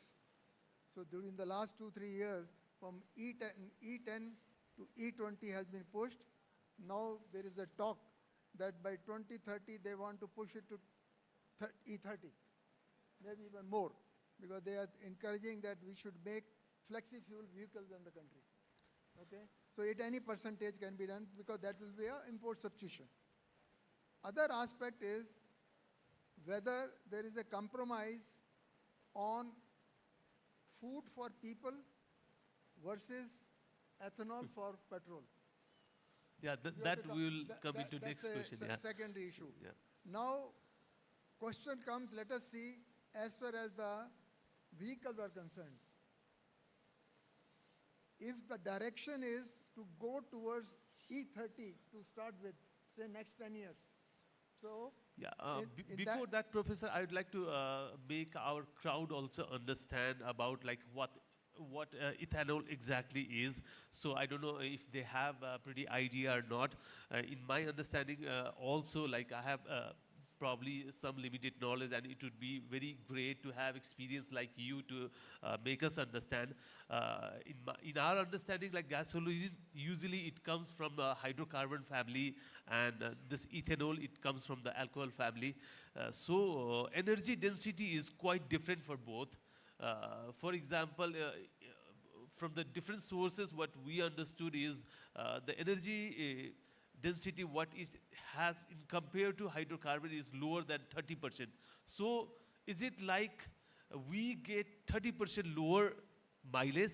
And let's say यसले 30% को चाहिँ हाराहारी कम kilometre चाहिँ पाउँछौँ अथवा किनभने इथेनोलमा चाहिँ energy density चाहिँ अलिकति कम हुने भएको हुनाले प्रब्लम माइलेज पनि त त्यही 30% यता त मिसाइयो तर 30% फेरि माइलेज पनि कम आयो भने त त्यही हुन्छ कि हुँदैन भन्ने कुरा चाहिँ जान्नको लागि र इथेनोलको ओभरअल टेक्निकलिटिजमा चाहिँ can you put slightly highlight on that am I correct or not One thing is there, as far as E20 is concerned, petrol comes from a different source altogether, from the Middle East or whatever it is. Not in India, it is generated from outside. As far as ethanol is concerned, it is the output of agriculture, output. So you can't mix up the two things. So whatever agriculture waste or agriculture original is concerned, ethanol is generated out of that, number one. So for us in India, it is an import substitution. If 20% petrol, because we import a huge quantity of petrol, so 20% saving is a hell of a lot for us. So that is why, plus the environment. Now you mentioned about the fuel efficiency. With E20, today all vehicles which are tested, they show with the E20, the fuel efficiency goes down maximum up to 6%. Nothing more than that. And because you can manage that with the retuning of the ignition system in the vehicle. Basic thing is that in your scenario, because you see the projection, India is going towards E30. So most of the fuel which will be coming from India will be E30. So your all vehicles, whatever you are importing, because you are importing everything, they must be E30 compliant as a vehicle in the manufacturing technology. Their engine has to be accordingly made for compliance with E30. Their gasket should be accordingly done. Rubber products should be accordingly done. All plastic parts are to be accordingly compliant with the E30 only. So that for the next 10 years, your vehicle do not face any problem as far as the vehicle part is concerned. Now, if you are importing, for example, a vehicle from outside, which is not ethanol compliant, because it depends upon the country from where you are importing, and are you putting a condition in the import that whichever vehicle is coming is E20 compliant or E10 compliant or E30 compliant? I do not know whether your import policy says so, because you do not have your internal mechanism to test whether this vehicle will conform to E20 or E30. After 4 years or 5 years, the engine will start giving you the trouble. You see? So that is why you must, in your import policy, first of all check the vehicle, original ICE engine from wherever it is coming, whether in their country they are using a E20 or E10 or not. They may not be using, and they will be telling you, okay, no, it will work on E10 and E20 also. Then you are paying a price for that. Remember that particular point. This is a very important point. So you should try to import these vehicles, if they are ICE engine and whatever it is, that they are using that thing in their own country, E20, or give a certificate and undertaking. If they are exporting to you specifically for A10 or E20, they have made the necessary changes in the vehicle to compliant with that, and get a certificate from their accredited agency, whosoever is the testing agency in their country. Because all these countries, Japanese and China, they have got accredited agency which are aligned to the UNECC. So only from those labs. In China, in Cataract, near Shanghai, they got a lab. I visited that lab, and they have got capacity to test those vehicles and compliant. I do not know what is the policy of ethanol in China. I am unaware of that. That is up to you to find out. So this is one aspect. You have to be very sure on that particular point. And other thing is, if you are importing a normal engine, normal vehicle, and you are somehow injecting a E10 fuel in that, then what will happen is that engine will require a retuning so that your fuel efficiency is reduced to the minimum. So the loss is not there to that extent of 5%, 6%. Otherwise, it can be 10 or 15, 20% also. Okay. So it has to be retuned. Yeah, thank you, That's Professor. So I thought I made it very clear. Yeah. It was very nice insight. Since अब गभर्मेन्टबाट Suresh sir तपाईँ नै आउनु भएको छ होइन, अब हामीहरूको त नेपालीहरूको एउटा बानी नै छ जो गभर्मेन्टमा छ प्रश्न सोध्ने, यसलाई सहजताको पूर्ण लिदिनु होला होइन। यसमा जस्तो धेरै इक्जाम्पलहरू आयो। फर इक्जाम्पल अहिले यो जुन इथेनोल बेस हामीसँग कुरा आइरहेछ 6 अर्ब बज्दैछ देशको भनेर, यसमा चाहिँ मलाई ब्याकवर्ड क्यालकुलेसन गर्दाखेरि चाहिँ अलिकति नमिलेको क्यालकुलेसन लाग्दछ होइन। यदि त्यो कस्ट बचेको चाहिँ कसको हो भन्ने कुरा हो कि पेमेन्टको मोडालिटी डाइभर्ट भएको हो मात्र जस्तो मेरो इनिसियल भाव छ होइन। फर इक्जाम्पल अहिले हामी 100 रुपियाँको पेट्रोल एउटा इक्जाम्पलको लागि मात्र किन्यौँ भने 100 रुपियाँ चाहिँ हामीले दुबईबाट किनेछौँ, दो हाम्रो तेल इरानबाट आउला, रसियाबाट आउला, इन्डियाको थ्रुबाट होइन, त्यहाँ ब्लेन्ड भएर आउँछ। 100 रुपियाँको चिज चाहिँ हामीले त्यो पर्टिकुलर दुबईमा पठाउँथ्यौँ भने अब इथेनोल त हामी नेपालीको प्रब्ली अहिलेको निडको अनुसार हाम्रो जहाँ लोकल प्रोडक्सन हुन्छ प्रब्ली एल्कोहल बेस यो कम्पनीहरूलाई नै बेसी सप्लाई भएर उनीहरूको रेट बेटर छ। नेपालको 3% पनि आएर अनि 3 to 5 बिलो 5% होला if I am not mistaken, त्यो पनि पुग्दैन भनेपछि इथेनोल पनि हामीले इम्पोर्टै गरेर ल्याउनु पर्नेछ। अनि यो ओइल पनि पेट्रोल पनि इम्पोर्टै गर्नुपर्नेछ भने फाइदा चाहिँ यो कसलाई, किन यो लो इफिसियन्सी भएको चाहिँ किन यसमा चाहिँ धेरै हाइप क्रिएट भएको हो। 6 अर्बको कुरा आयो भन्ने कुरा हो, त्यो 6 अर्ब त साँच्चीकै बचेको हो कि 100 रुपियाँको फ्युल पहिला चाहिँ दुबई जान्थ्यो भने अहिले 80 रुपियाँ दुबई जाने होला, 20 रुपियाँ फेरि अब भारतबाट इम्पोर्ट भयो भने भारत जाने होला भनेपछि 100 त 100 नै भयो। भनेपछि हामी यो चाहिँ लो फ्युल किन लिने, यसको रिस्क किन लिने, अहिले इन्डियामा जे क्राइसिस भइरहेछ त्यसको किन लिने। और यसमा चाहिँ धेरै ठुलो 6 अर्ब 7 अर्ब भनेको चाहिँ ठुलो बिजनेस इन्ट्रेस्ट पनि होला होइन। कुनै पनि कारोबार सियोर सर्ट बाहेरमा 7 अर्ब इन्ट्रेस्ट 10% मात्र प्रफिट राख्यो भने पनि 60-70 करोड वर्षको त्यत्रो व्यापार हुन सक्ने पोटेन्सियल भएको बिजनेस त जसलाई पनि आउन मन लाग्छ होला। आउने बित्तिकै त्यसमा पोलिटिकल इन्ट्रेस्ट पनि आउँछ होला। बिफोर यो क्राइसिस अझै ठुलो हुँदाखेरि चाहिँ कि त अब हामी जस्तो जेनरल पब्लिकले नबुझेको हो और हाम्रो देश चाहिँ यसमा जानुपर्ने जरुरी नै हो। यो चाहिँ मैले सुरेश सरलाई सोध्न चाहे। Actually, it is the matter of import substitution. Actually, the government actually wants to have the import substitution because if you blend 10% ethanol in petrol, then we will be, reducing our imports by 10%. That is actually the fundamental principles that the government's policy is based on. So that is one thing. And another one is, if we have this ethanol indigenously blended in Nepal, then there will be another industry coming up. So there will be another agro industry growing up for this blending policies that the government is now coming up with. So now we have to have a trade-off between, as you said, whether it is more beneficial to have the blended petrol imported or we blend it here.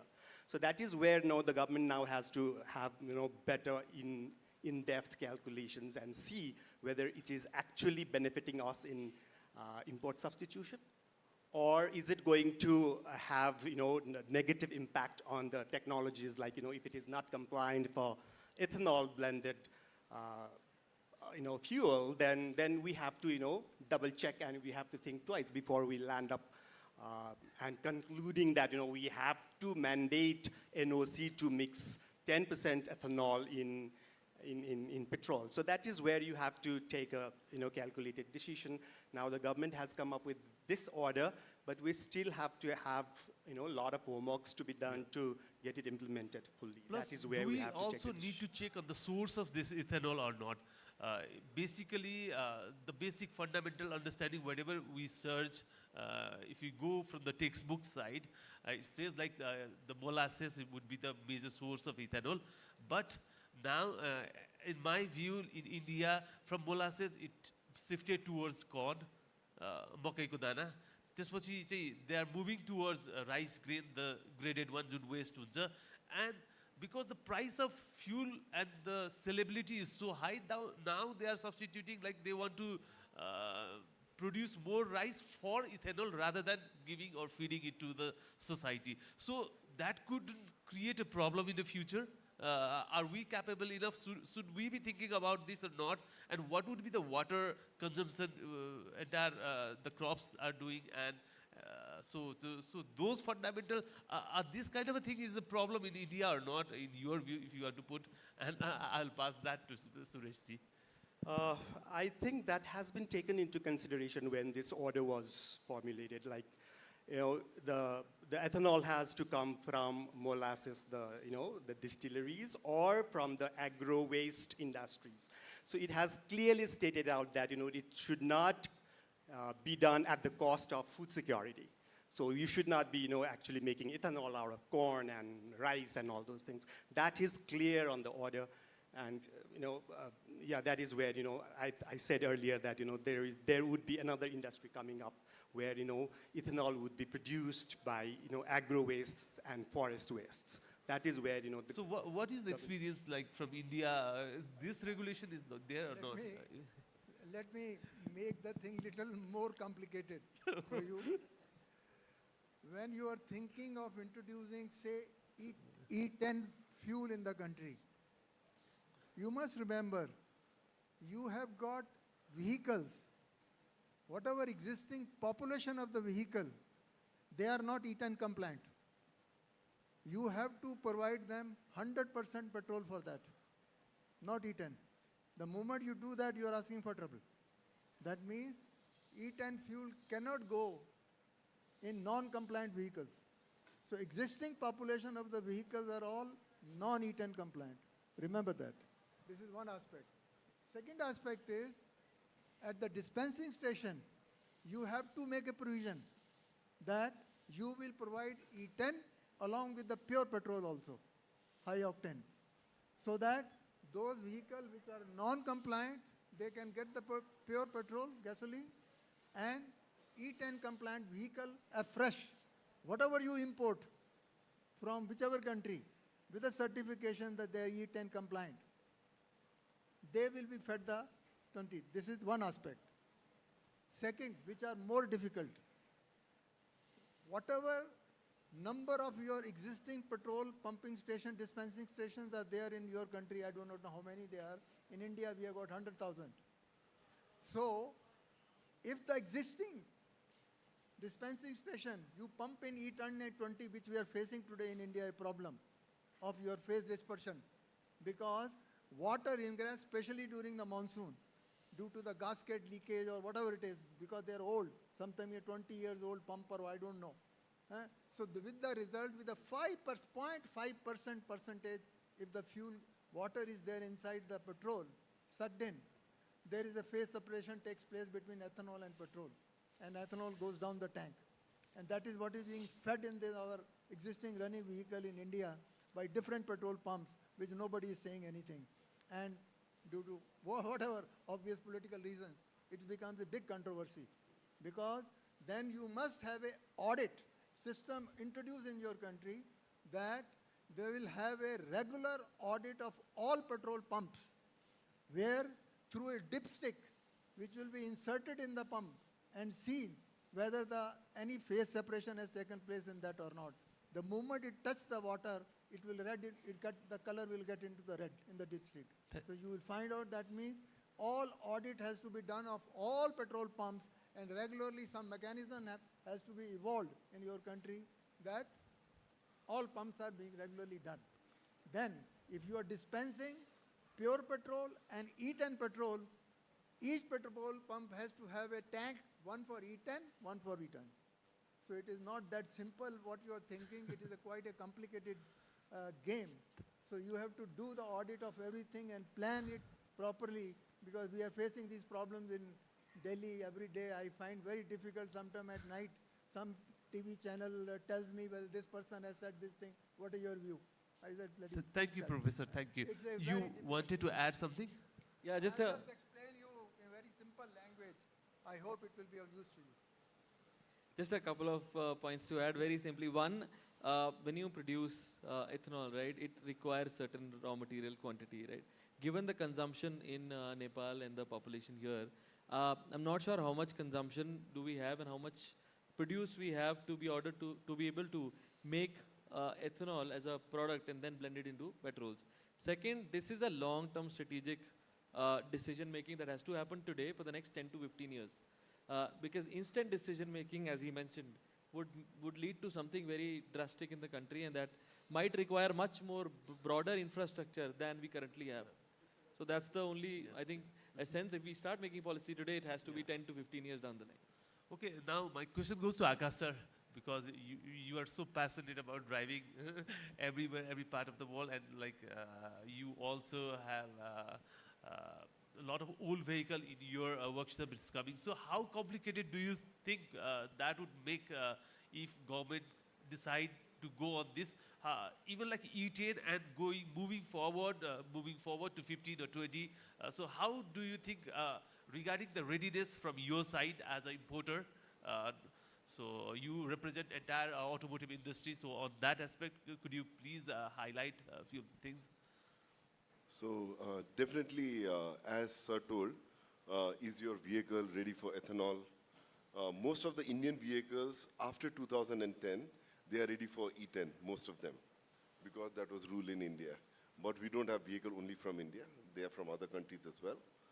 And also, as rightly said by Sir, we were also talking, or our plan was to say whenever government is making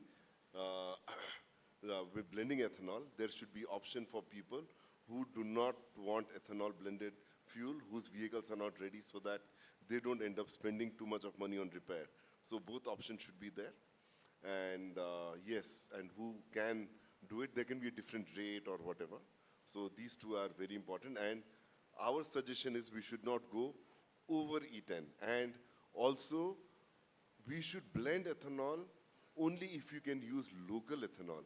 There is no use importing ethanol from anywhere and blending, because our whole idea of using ethanol is to save foreign exchange. So if we have our own ethanol, our own industries are getting benefited, only till that extent should be there. So this is as a point of customer and others. So during this time, because I was going to talk here, and maybe the media or social media showed, I got a lot of calls and got some more information about Nepal, what you were talking about. Can I say that also? Yeah, Or later? Briefly, because Briefly, we have okay. one last question. So there is about 230 lakh quintal sugarcane made in Nepal, or produced in Nepal, and molasses will be about 10 crore lakh quintal. And when you're talking about, it is about 2.2 to 2.5 crore liter of ethanol can be made. And currently, Nepal's consumption is 20 lakh liter of petrol per day, and 2 lakh liter is needed if you blend 10%. But what we can supply is something like 60,000 odd liter per day average, if you see annual production of molasses. So 3.5% with local is possible. That too, if everything comes here, a lot of ethanol is going in alcohol. Alcohol gives you better payment, or better, people can make more money by selling to to alcohol, then rest will only come here. And in India, 75% of the ethanol is from grain. And out of that, 45% is from only corn. So in Nepal, after 3.5%, which is coming from ethanol, rest will need to be coming from corn. And now comes interesting part. Currently, from molasses, ethanol is, RS, rectified spirit, RS is made. From RS, extra neutral alcohol is made. And from that, then ethanol is made. So about 125, 130 rupees they are able to sell to alcohol companies. They need to, NOC needs to buy for more price. And currently, there is not enough companies to make it. To do that, there has to be a rule, and also at what price government will buy. Like when you sell electricity, PPA is signed. There has to be a PPA, instead of power purchase agreement or PPA, like there will be ethanol purchase agreement from companies, so that they have long-term confirmation. Otherwise, currently fuel price is high due to war. The day fuel price goes down, NOC may say they will not buy. So just for knowledge, in 2001, we had already set up a plant for ethanol in Nepal. There was a rule to blend 2025 years back. And fortunately, I was part of that, or unfortunately, it did not work. I was part of that. We had taken Nepal Oil Corporation people to Malawi. We showed them ethanol plant, how they were blending in Malawi. And after that, rule was made, but then NOC never purchased. And later, finally, when they agreed, the price they gave was 50% of what we were selling alcohol to alcohol companies. So it was not feasible, and it did not happen. So unless there is a profitability to manufacturers and guarantee of buying, they will not put. But whatever rule is made, it should not be compulsion so that Nepal starts buying from outside and it becomes counterproductive. Yes. Thank you. हो practical कुराहरू चाहिँ धेरै बुझ्न जरुरी छ जस्तो पनि लाग्छ मलाई पनि हामी यो धेरै जसो अलिकति चाँडो एउटा टास्कलाई बेस गरेर चाहिँ रुल्स अथवा रेगुलेसन चाहिँ आइहाल्ने अनि त्यसपछि चाहिँ प्र्याक्टिस गर्दै जाने त्यसको प्रोजेक्ट कन्सबाट आफै मिलाउँदै जाने भन्ने चाहिँ अलिकति धेरै भएको हो कि भन्ने जस्तो पनि लाग्छ त्यही समग्रमा चाहिँ म सागर शर्मा चाहिँ यो लास्ट क्वेसन जोड्न चाहेँ त्यसपछि चाहिँ यो फ्लोरमा म क्वेसन ओपन गर्नको लागि दिन्छु अब सागर सरले तपाईँले तीनटा पार्टबाट एउटा कन्ज्युमर एस्पेक्टबाट एउटा मिडिया एस्पेक्टबाट सोसाइटीको एस्पेक्टबाट सबैतिरबाट रिप्रेजेन्ट गर्नुहुन्छ एट द सेम टाइम तपाईँ you're aware of economic side of the country as well as political side पनि यो सबैबाट समग्रमा हेर्दाखेरि चाहिँ तपाईँले यो इथेनोल बेस डिस्कसनलाई चाहिँ तपाईँले कसरी लिनुभएको छ र अब के भन्न सजेसन सबैभन्दा पहिला त आकाश सरले एउटा तथ्याङ्क राख्नुभयो त्यो तथ्याङ्कले के भन्छ भन्दा नेपालमा पेट्रोलियम पदार्थमा इथेनल ब्लेन्डिङ गर्नै पर्दैन किन भन्दा त्यति हामीसँग छँदै छैन अर्को कुरा हामी धेरै वर्षसम्म पेट्रोलको क्वालिटी इन्डिया आइओसीले हामीलाई दिने पेट्रोल कुन क्वालिटीको छ भनेर न्यापकिन डुबाएर चेक गरेर आएका छौँ हामीले इथेनल ब्लेन्डिङ पछाडि त्यो कुन क्वालिटीमा काम गरिरहेछ त्यसमा चाहिँ CO2 को मात्रा धेरै हुन्छ प्रोफेसर साहबले भनेअनुसार त अलिकति ओस आइसकेपछि त्यो पानीमा कन्भर्ट होला तल त्यसले चाहिँ फेरि गएर हाम्रा पार्ट पूर्जा मेसिन गाडीका सवारी साधनका पार्ट पूर्जा नै खराब पार्ने हो भनिसकेपछि कन्ज्युमर साइडबाट चाहिँ मैले प्राइड गर्नै परेन यो म नेपालमा भएको नेपालको जैविक चिजहरूबाट आएको इथेनललाई प्रयोग गरिरहेको छु भनेर त्यो भएको कारणले मलाई त्यो कन्ज्युमरको साइडबाट पनि यो बलियो हो जस्तो लाग्दैन र एज अ मिडियाको साइडबाट हेर्दा चाहिँ मलाई के लाग्छ भन्दा एनओसी र नेपालको सरकारको बिचमा पेट्रोलियम पदार्थको कन्ट्र्याक्ट के भएको छ भन्ने कुरा मलाई चाहिँ थाहा छैन म एज अ मिडिया पर्सन सायद सरसँग त्यो होला मसँग छैन सायद म उहाँसँग पनि मलाई त्यति सजिलो छ जस्तो लाग्दैन किन भन्दा त्यो कन्ट्र्याक्ट के छ नै हामीलाई थाहा छैन एउटा लेभलमा चलिरहेछ इन्डियामा ब्लेन्ड भएर बेचिरहेछ नेपालमा आउँदा चाहिँ एज पर दीपक सरले भनेअनुसार नै नेपाललाई चाहिँ छुट्टै नै क्वालिटीको आइरहेछ भन्नुभएको थियो मलाई तर हामीले के बुझ्न जरुरी छ भन्दा हामी जे गरिरहेछौँ जहाँ छौँ त्यो हामीले गर्न सक्ने काममा हामीले प्रायोरिटीमा राखौँ हामीले कन्ट्रोल गर्न सक्नु पर्यो राज्यले पनि त कन्ट्रोल गर्न सक्नु पऱ्यो नि त जस्तो सुरेश सरहरूले चाहिँ ल ब्लेन्ड गर्ने भोलिबाट सुरु गर भनिदिनु भयो तर त्यो अन्धाधुन्दा भने एउटा उदाहरणै छ नि त डिजेलमा अहिलेसम्म केरोसिन मिसायो अरे भनेर हामीले केरोसिन र डिजेलको एउटै प्राइस राखिरहेको छौँ नेपालमा होइन त्यो किन भन्दा मिसाएको हामीले छुट्याउन नसकेर हो नि त भनेपछि यो क्वान्टिटीको केस चाहिँ एकदम सेन्सिटिभ छ होइन अब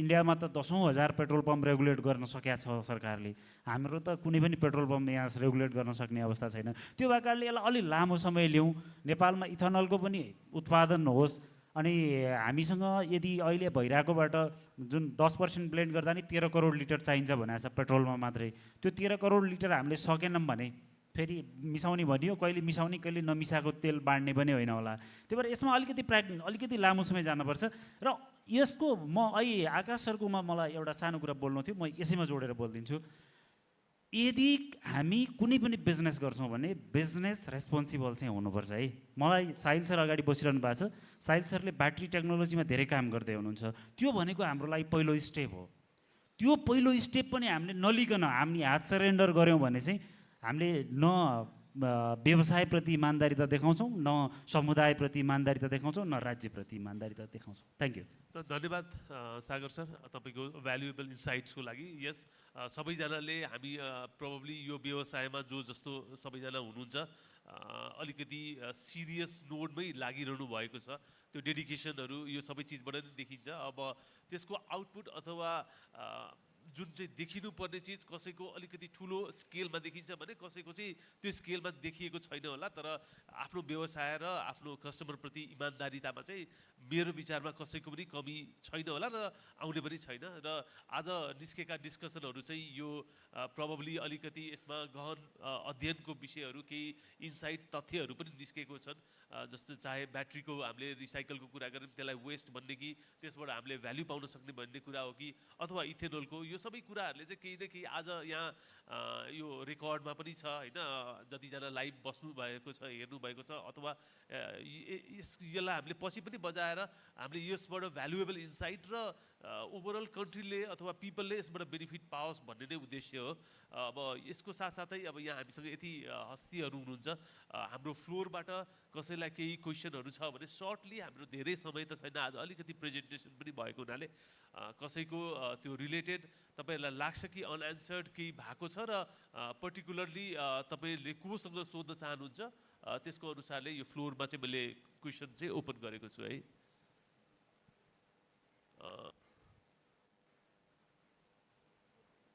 ओके, त्यहाँ मलाई कसैले एसिस्ट गरिदिनु पर्यो, माइक एकचोटि प्रयासजी एकचोटि सर्टमा तपाईँको क्वेसन चाहिँ कसलाई हो पनि एकचोटि भनिदिनु होला। तपाईँलाई ल्याङ्ग्वेजको प्रब्लम हो भने हामी ट्रान्सलेट पनि गरिदिन्छौँ। Good afternoon, respected panelists. My name is Shivam Kumar Shah. I am a automobile engineering student. I am very interested in EV technology and battery recycling. I have two questions for Jatin sir and Karan sir. My first question is, why is lithium ion the dominant battery technology in EV, and what are the main reasons we are not widely used alternative like sodium ion or solid state batteries? And my second question is, as an automobile engineering student from Nepal, I would like to know whether Loham and Rebate are planning to provide practical training, internship or skill development program in lithium ion battery recycling and EV battery management for a student like us. If yes, how can we apply?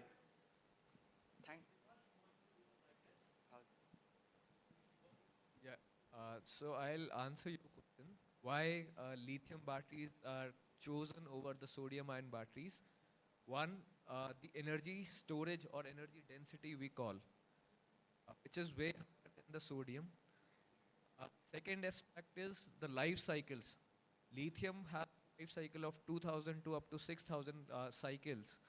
However, sodium is limited to 800 to 1200 cycles. So these are two basic aspects. Then the third aspect is costing. When currently the lithium ion battery costing is similar to sodium ion batteries. So we have to see which is beneficial for terrains which is present in Nepal or other countries as well. In sequence of that, lithium ion is chosen over a sodium ion batteries. If you were to go over sodium ion batteries, those are bulky in nature because of a low energy density, and the range and the life cycle will not be with the investment which you are going to. So if you are investing the same kind of a money, but the returns are coming in higher in lithium ion batteries in comparative to sodium, so you will prefer to choose lithium ion batteries. I'll quickly add a couple of things. I think I'll make a correction. I think today sodium ion batteries produced by CATL predominantly at a commercial scale, it is expensive as compared with lithium ion. It is almost 22% additional cost today. It was 30% last year. Now they're reducing the cost. They're trying to make it more efficient so that it can compete with the lithium ion batteries. However, the energy density will not, make that shift happen that fast or that easily. If you look at smaller vehicles or two-wheelers, three-wheelers, you have limited space, right? You can't go 100% sodium ion if you don't have that space in your vehicle. Or you have to provision it that way, or vehicle has to be developed that way. You need a bigger space for that. For cars, may be possible. However, still, I think the range problem will still be there. So car, they're trying blending of sodium and LFP batteries, lithium and sodium ion. That blend will actually might help manage the range of the vehicle alongside the cost of the batteries together. So that is what the future looks like today as per the reports, and maybe it will still take maybe 5 to 7 years to get to that level. Second, in terms of I think the second question was in terms of your career in this space and recycling, right? I think trainings. Yeah. So I think today maybe Nepal is at the stage where the collection ecosystem will be started to build, and then recycling will be very, very important, for the country. Yes, it makes a lot of sense for you to get into this space early and learn from different players or companies across India. Some of the companies in India, including us, we offer some internship programs. We have some people from some IITs who are coming as interns every year, and we started last year only, so we were fairly new. This year we have almost 4 people coming in from tier 1 and tier 2 colleges from India.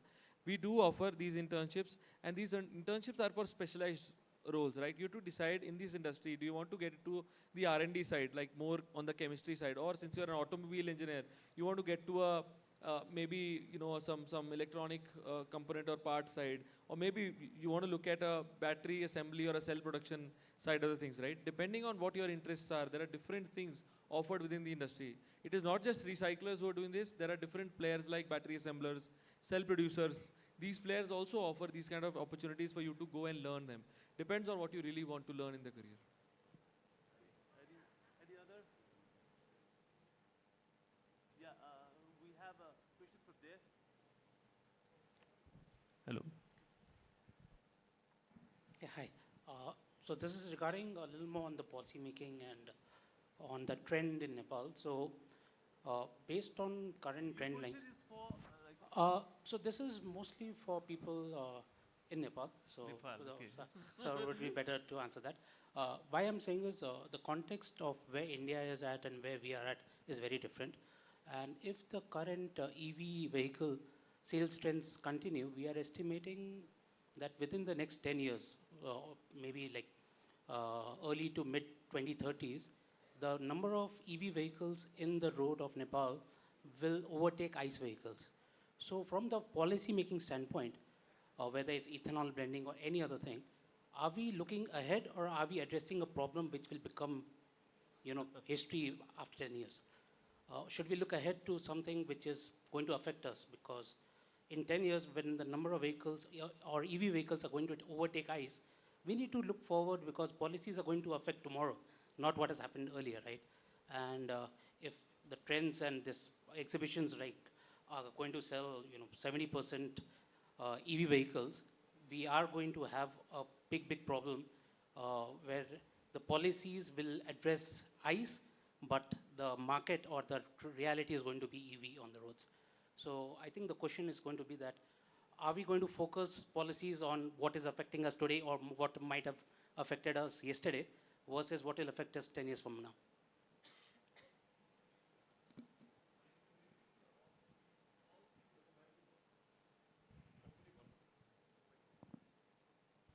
Akasha, yeah, you can also answer on this. I think. What you're telling, Pawan, makes really good sense.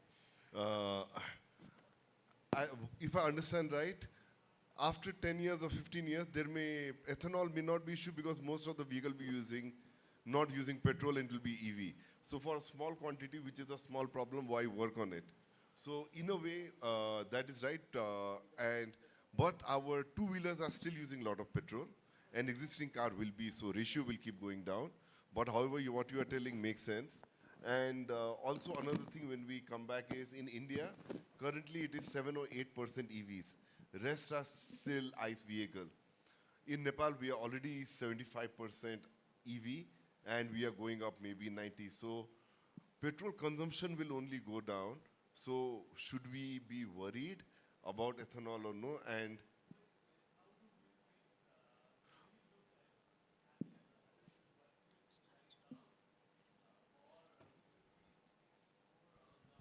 Mike, sir.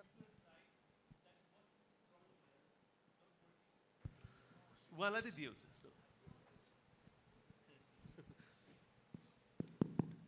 So I think that was his standpoint. So how should the policy makers should be thinking?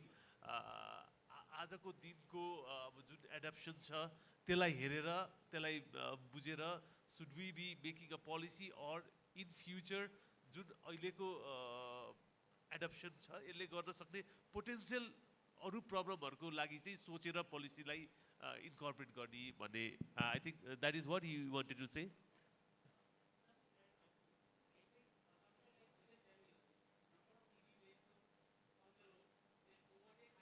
Yeah, yeah, yeah. For tomorrow. We make policies for tomorrow, of course, right? You know, like now, you know, the future is EV. See, you know, no, we are in a very, very, you know, good position to have EVs deployed more because you see, you know, the energy. We have been talking about importing fuels. So one of the very, very important factors that make us adopt EV is, you know, we have the hydropower, you know, the clean grid through which we can charge our vehicles. That is one of the things that we can always boast about. We have electricity, cleaner electricity. That is one thing. So that is why it is as compared to ICE, it is a better option for us as far as the technology is concerned. But at the same time, you know, as the technology evolves, then the issues of different things would, of course, crop up, right? And then we have to build the holistic, you know, ecosystem for that, and we have been doing that. For example, 5 years down the line, we had the problem of charging stations, and, you know, people had this range anxiety and all those things. But now, if we talk about, you know, the electric charging systems scattered all around, then we are pretty, you know, in a comfortable situation now that we are driving EVs. And at the same time, you know, the other things like, you know, the human resource development. For example, we did not have human resources in repairs and maintenance of EVs. Now, if we compared the present with the past, then we see that, you know, even the human resource being skilled up in this field. And so it will slowly take up the technology. And to conclude that, you know, we are actually having policies for future. And even the transport policy, which we have now, also emphasizes on uptake of electric vehicles. Yeah, of course, future and transition policy both should be kept in mind. So that is how the direction should be taken. So any other questions, especially from media? Oh, Sahil sir, okay.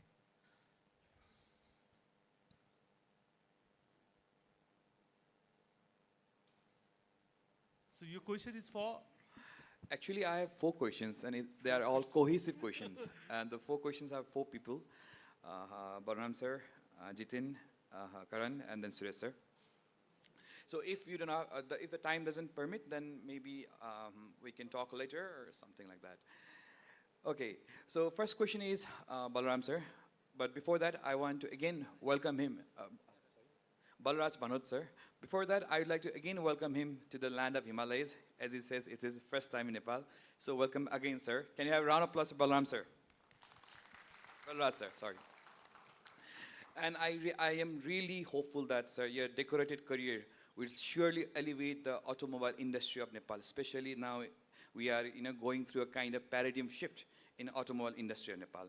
My question to you is, sir, what do you think about the end of life vehicle scrap policy that Nepal should adopt? What kind of policy? To give you the perspective, just now the Nepal has released the National Motor Vehicle Policy 2083.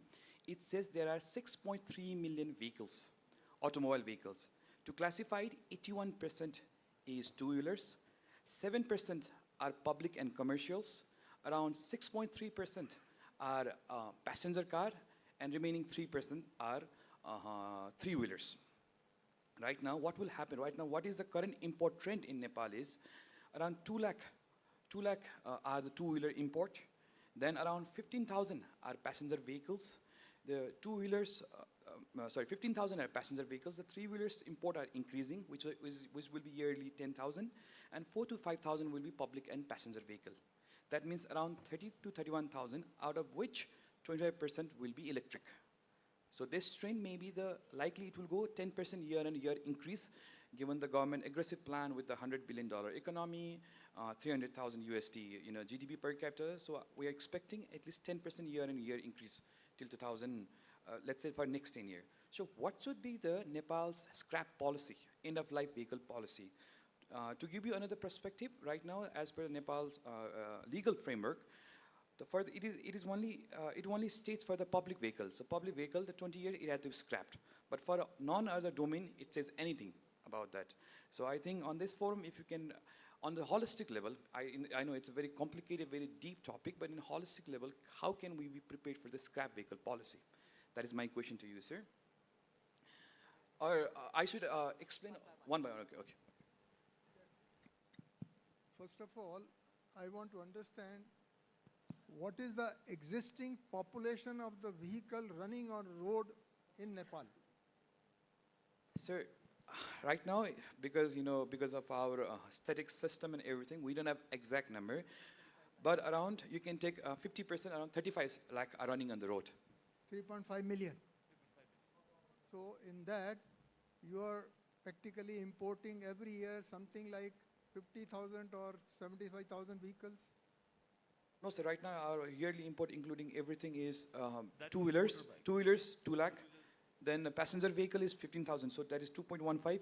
Then there are commercial and public, that is around 5,000, that is 2.2 lakh. And then there are three-wheelers, that is around 10,000, so that is 2.3 lakh a year. Okay. See, you have to divide the problem into two. One is the problem which our friend has mentioned about the future 10 years, where the transition will be more towards the electrical. But when you are thinking of having a long distance, then you will still continue to do the either CNG route or diesel route or petrol. That will continue. That you cannot. CNG is not applicable in Nepal. So that will be a separate question. So it will be centric to the cities, basically like Kathmandu. Now question is about the life you mentioned. What is the end of life? In India, we are addressing at this moment end of life principle for commercial vehicles more, because we have got existing population of commercial vehicles which is around 30 million vehicle commercial, and overall population of the vehicle in the country running on the road at any time is around 300 million. So we are not addressing the end of life for that private vehicles, only commercial vehicles. And for that, we are setting up these testing centers, as I mentioned to you. Something like 500 testing stations are going to come up by this year end, you will notice. Because all states are gearing up, because they have made it mandatory that further testing will be done only through testing stations and no more by the RTOs. No physical tech, it will be only through the machine testing. So things are moving fast. But private vehicles, what they have introduced is that Supreme Court had made in the NCR region around Delhi, that 10 years old diesel vehicles and 15 years old petrol vehicles are to be scrapped. But that ran into a problem, because the entire country was up in the arms. So they have to withdraw that particular notification. At this moment, finally what they have settled down is that if through the testing stations, even the private vehicles, which are more than 10 or 15 years, if they are routed through your testing stations, if they fail in that, their testing, they will be declared as scrap. That is where the end of the life of the vehicle will be decided. And they will be given about 180 days to rectify the vehicles and come back. If they are not able to do it, then it has to be scrapped. And the point is, number of years has no relevance. If it is a commercial vehicle, it runs all the time in the whole year. In the 24 hours, 20 hours, it is on the road. Whereas private vehicles may be on the road for 2 hours in the 24 hours. So the running mileage is much less. So you cannot compare the private vehicle versus the commercial vehicle. That's a different story. That is why at the moment addresses commercial vehicles, which are also responsible for the major pollution in our major cities.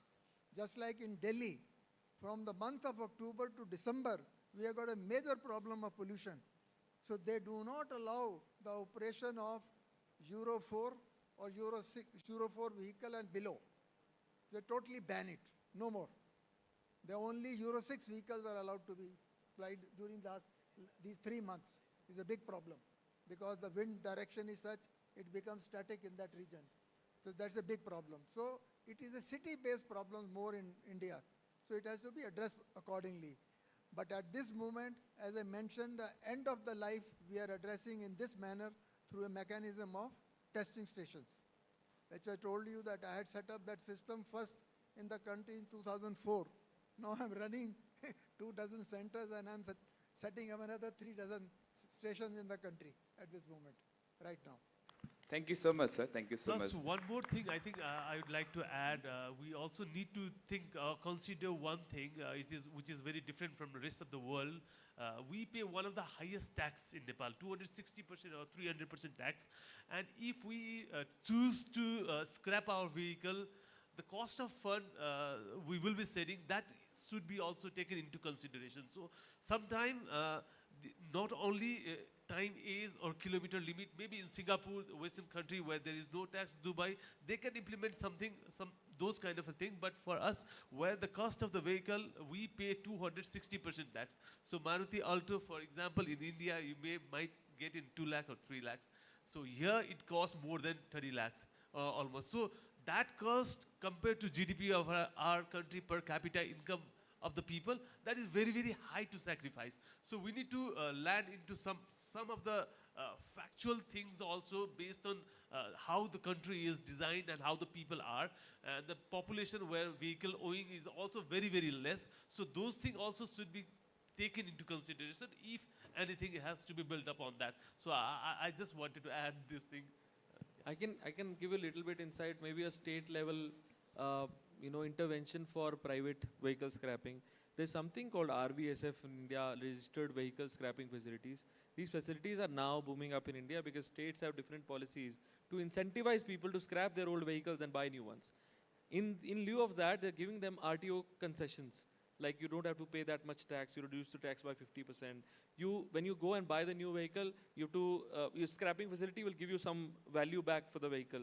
Then you also have some benefits on buying the new vehicle from the dealership. So all these benefits combined give you better value than anyway scrapping or throwing it away or giving it to a day-to-day vendor like a kabadi wala or something like that. So when they have these higher values, these higher economic value also motivates them to buy new vehicles. So that is increasing the sale of vehicles as well. So that is the circle going on state level in India that I have knowledge of. Thank you, sir. Thank you, Karan. I think if we both can share some framework, like sir said about the vehicle testing center, I think if you can share with the government of Nepal and also with the policy incentive that you have mentioned, I think it can also help us, government Nepal, to plan in this scope as well. So my next question is to Jitinji regarding the recycling. Regarding recycling and reuse, I think there is reuse, second battery life, stationary BES, battery storage, and then there is a recycling where the thing is material extraction is the end goal, I think. So in the context of Nepal, what is happening is, like I told you, there are 63,000 EVs in Nepal. Among them, 35,000 are passenger vehicles. And I represent BYD, so I have more, let's say, data about this passenger vehicle as well. So what is happening is how battery is, right now what is happening, why the battery goes to second life or scrapped. Number one is there is some accident of the vehicles, then the insurance company comes, the insurance company will say, okay, replace the battery, then we'll replace. Number two is warranty cases. So there are something in manufacturer thing and then there is a warranty, so they will replace. So there are already batteries, not end of the life there, but there are already batteries in Nepal that can be either recycled or reused. Okay. And now the legal framework in Nepal is 2078 Environment Protection Act. 2078 is 2019 in Georgian calendar year. 2078 Environment Protection Act, it says that Nepal as a part of the Basel Convention, Nepal and India are both part of the Basel Hazardous Treaty Convention. So the Basel PIC, prior informed consent is applied, and if the government allows, then we can send the hazardous battery for India for the recycle. Although it doesn't speak about the reuse. It is a recycle is possible, but reuse not spoken. So from your experience, what can you recommend to us, to the government Nepal? What should be the SOP Okay, because we do not wait for the 8-year, 10-year, or 15-year. Although I want to correct a fact that the Nepal, the EVs are just not for the 10 years, because we are already giving the warranty up to the 15 years for the passenger vehicle. Mind that BYD bought the first EV in Nepal 2016. Right now, the first EV that we bought in Nepal is our RSC vehicle, roadside assistant vehicle right now. It is mainly due to the kilometer, order run. Right now, the maximum in Nepal, we can run 50 to 60 kilometers daily use for the passenger vehicles. Even because of the terrain, geographic condition, we can travel up to 200, 300 kilometers in a highest single the kilometer. So the battery life for the EV in Nepal is more than 10 years. Like I said, even the company is already giving the warranty up to the 15 years. Even for the BYD, we say that after 10 years, the warranty also comes with the fact that the battery SOS, state of health, will be at least 70%. So Nepal has a long battery life. Having said that, the scrap or the reuse and recycle issue is already coming. So what would be the SOP? Like, okay, for the reuse, recycle, for Nepal at this moment, and what will be the legal and financial framework for that? What is the insurer giving, or what is the the warranty company giving, warranty getting, or what is the customer giving? What is the financial funnel in the breakdown? Like someone said that 80% or 70% value can be extracted for the reuse, 20 to 30 is for the recycling.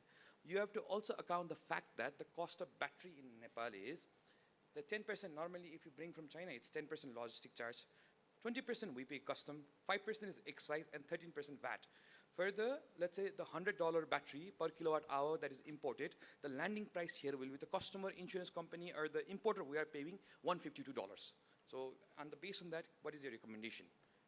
Well, the SOP-wise is better. We can immediately implement it. Sorry? And give on the SOP level, like step 1, 2, 3, we can ask government to immediately implement it. So you have combined a lot of questions around it. So I'll start it with a basic one. So yes, you're rightly mentioned, many OEMs are giving a warranty of like 15 years. It's the same in India also. Not all reaches to end of life. There have been some cases for warranties and the insurance especially. The SOPs for now, I would first say is, there has to be some trainings provided to the dealerships who can identify which of the batteries can go for reuse versus recycling, because they are the ones who has the asset knowledge and they are going to hold the asset with them after the insured or the maybe user. So once they will understand like this is the battery which can fetch higher value in terms of reuse basis, like a physical parameters, like when I say it's an accidental battery, a vehicle would have damaged, but battery would have got slightly dents around it. Those can go for reuse, right? But there would be some case batteries submerged in water. Those will only go for recycling. So there are few checks which we can share with the team to identify which of the batteries can go for reuse versus recycling. Then how we will make sure like how the commercials works around it for recycling versus the reuse. This is the first step which we can do. Second is we need to have a discussion with the government agency, like how we can export the batteries so that we can realize these values. So transportation is the major cost which is bear by the batteries while exporting it out. Second is custom duties, and if there is any. For India, it's 0% duties to import the batteries, especially for the scrap. So what are the customs duties in Nepal? So these are couple of steps which we can take to identify and realize the value. Definitely, I cannot compare the value which you are buying for what we are paying for the real value at the landing in Nepal, but we can only always benchmark the energy prices which is happening. Let's say China, SMM has energy prices also. Currently, the LFPs target around $60 per kilowatt hour. So we can drive a mechanism for the pricing according to the energy prices as well as the metal prices also. So these are couple of steps which can educate our channel partners, our partners with the OEMs to identify the values and the process and SOPs around it.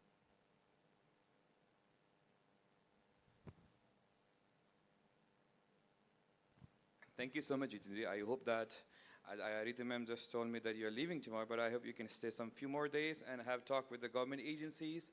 You know, speed is the, you know, the king right now. If we can implement these kind of rules like the export rule, because Nepal and India Treaty 2009, we are only allowed to export to India with the country of origin as Nepal. Or we are only allowed to import from the India with the country of origin India only.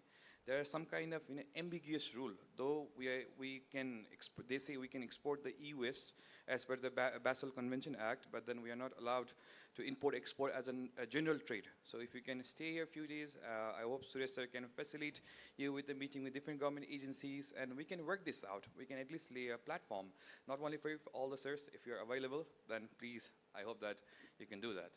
Definitely, we should do that. We are available virtually also, and now onwards, we will travel to Nepal very frequently. As when the government is needing any support regarding the policies and all which is happening in India, we will definitely pass on our feedback.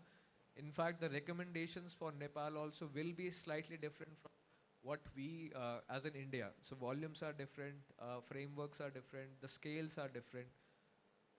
And the volume, with the volume, lot of things are decided. The profitability, the return on investment depends on the volume itself. So let's say even today, if Nepal wants to invest in recycling and dismantling, whether it's a feasible or not, because the volumes are present in there is not there, then your return on investment will not be there. No, I think at this moment we are talking about export for even for the reuse and recycling. But my next question is to Karanji here. I think it's now about the next step. That is, maybe at this moment, even for the recycling or reuse, we need to export because we cannot command the volume here. But like one young student said here that what can I learn as a young student? What are my inspiration? So what do you say? Right now, among the 35,000 passenger EVs, their size is tentatively 1.5 million kilowatt hour. And in every next 10 years, I think at least 5 lakh kilowatt hour batteries will be imported for the passenger vehicle. There is a separate, scope for the two-wheelers and three-wheelers. So where can Nepal start with? If some kind of localization, some kind of, segregation can be done in Nepal. It can be in terms of training, awareness, infrastructure setup, and what would your company will be interested to play any role for that note in Nepal? Sure, it's a loaded question. A lot of things could be done. Obviously, this industry is broad, quite huge. And if you're talking about EVs being important, there are so many components that could be slowly, made in Nepal if you have the required raw material, the supply chain can be built. Coming to the battery specifically, focusing on that, I think the first thing that is needed to be learnt is basically how can the battery ecosystem take back all the batteries. That means the collection ecosystem through the OEM specifically, because they know where the battery is going. They know who's the customer, buying their battery. They know the city, state, place where the batteries are. So the buyback mechanism through dealerships and your service centers is the step number one. Then you learn more about how do you test these batteries. Whether the battery is good enough, what is the SOC, what is the IR, what is the capacity left. If there is a direct use case to utilize the batteries in a different use case or a second use case, those kind of use cases have to be learned from maybe China and India, right? They're doing it for years now. India has some niche use cases of certain batteries that you might not even think about. So you can look at those kind of use cases. Where can these batteries go back? Predominantly for energy storage use cases. Those use cases will tell you what is the requirement of that particular use case. If that battery size is enough for a particular use case, if the size is not enough, you learn more about how do you dismantle batteries safely with the designated tools and your learnings. Once you learn all that dismantling by yourself, you will know you can segregate everything in the battery. Aluminium can be sold here. Maybe you have some aluminium recyclers or scrapping facilities here. You sell it to them. Whatever is left over is basically cells, right? Until we reach that level, you learn about cells in detail. Once you learn about cells in detail, then you can set up systems basis that so one party will use these cells to maybe make new batteries of different use cases. The other party could use the cells available for recycle and set up a recycling facility that produces black mass. So that black mass could be sold until you are ready for hydrometallurgy process and you have enough volumes. So there are so many things to learn across the pipeline.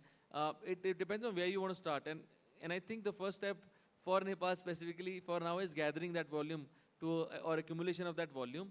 A second step is learning more about the batteries in general. You know, how do you dismantle? How do you measure, you know, different parameters of those batteries? How do you do it safely with the compliance mechanism, right? With traceability of each and every move that you do across the domain. And this has partnership from government, partnership from OEMs, partnership from, say, third-party vendors who could help you, or partnership from recyclers like us to support you in that entire journey. And for us as a company, we're very happy, very fortunate. This is my third visit to Nepal. And we've met almost a lot of OEMs over here, personally understanding what are the problems they're facing. We've met certain government officials as well, just to explain to them what this industry is like and what is entailed for future. And we are happy to continue this association and look at whatever we can do to, you know, make sure Nepal builds that ecosystem over the next few years. Thank you so much, sir.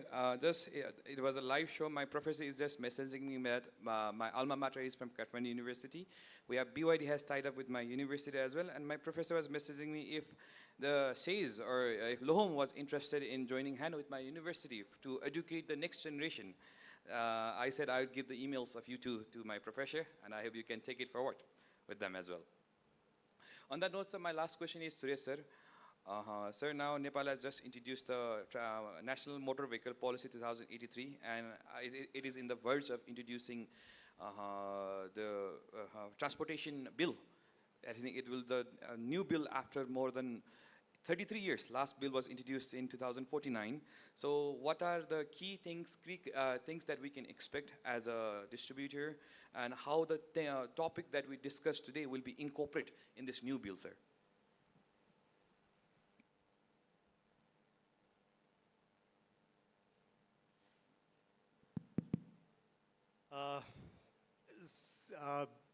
Basically, you know, the new changes or the new additions that we are going to have in the bill that would be coming up is that, you know, as we have been talking about vehicle fitness and all, we have a very, I would say, a very primitive kind of vehicle testing systems. Like, you know, one of the vehicle testing centers is where I'm working at this moment, and that is only one facility where we have the testing lanes, where we test the vehicle by putting them on lanes, and also we have these chassis dynamometers where we try to have the evaluation of the performance of the vehicles. So that is the only facility that we have, and if we are also going to have more of such facilities all across the country, then it won't be possible for the government to have all these vehicle fitness tests being done. For example, in our law, as we said, you know, all the public vehicles, they have to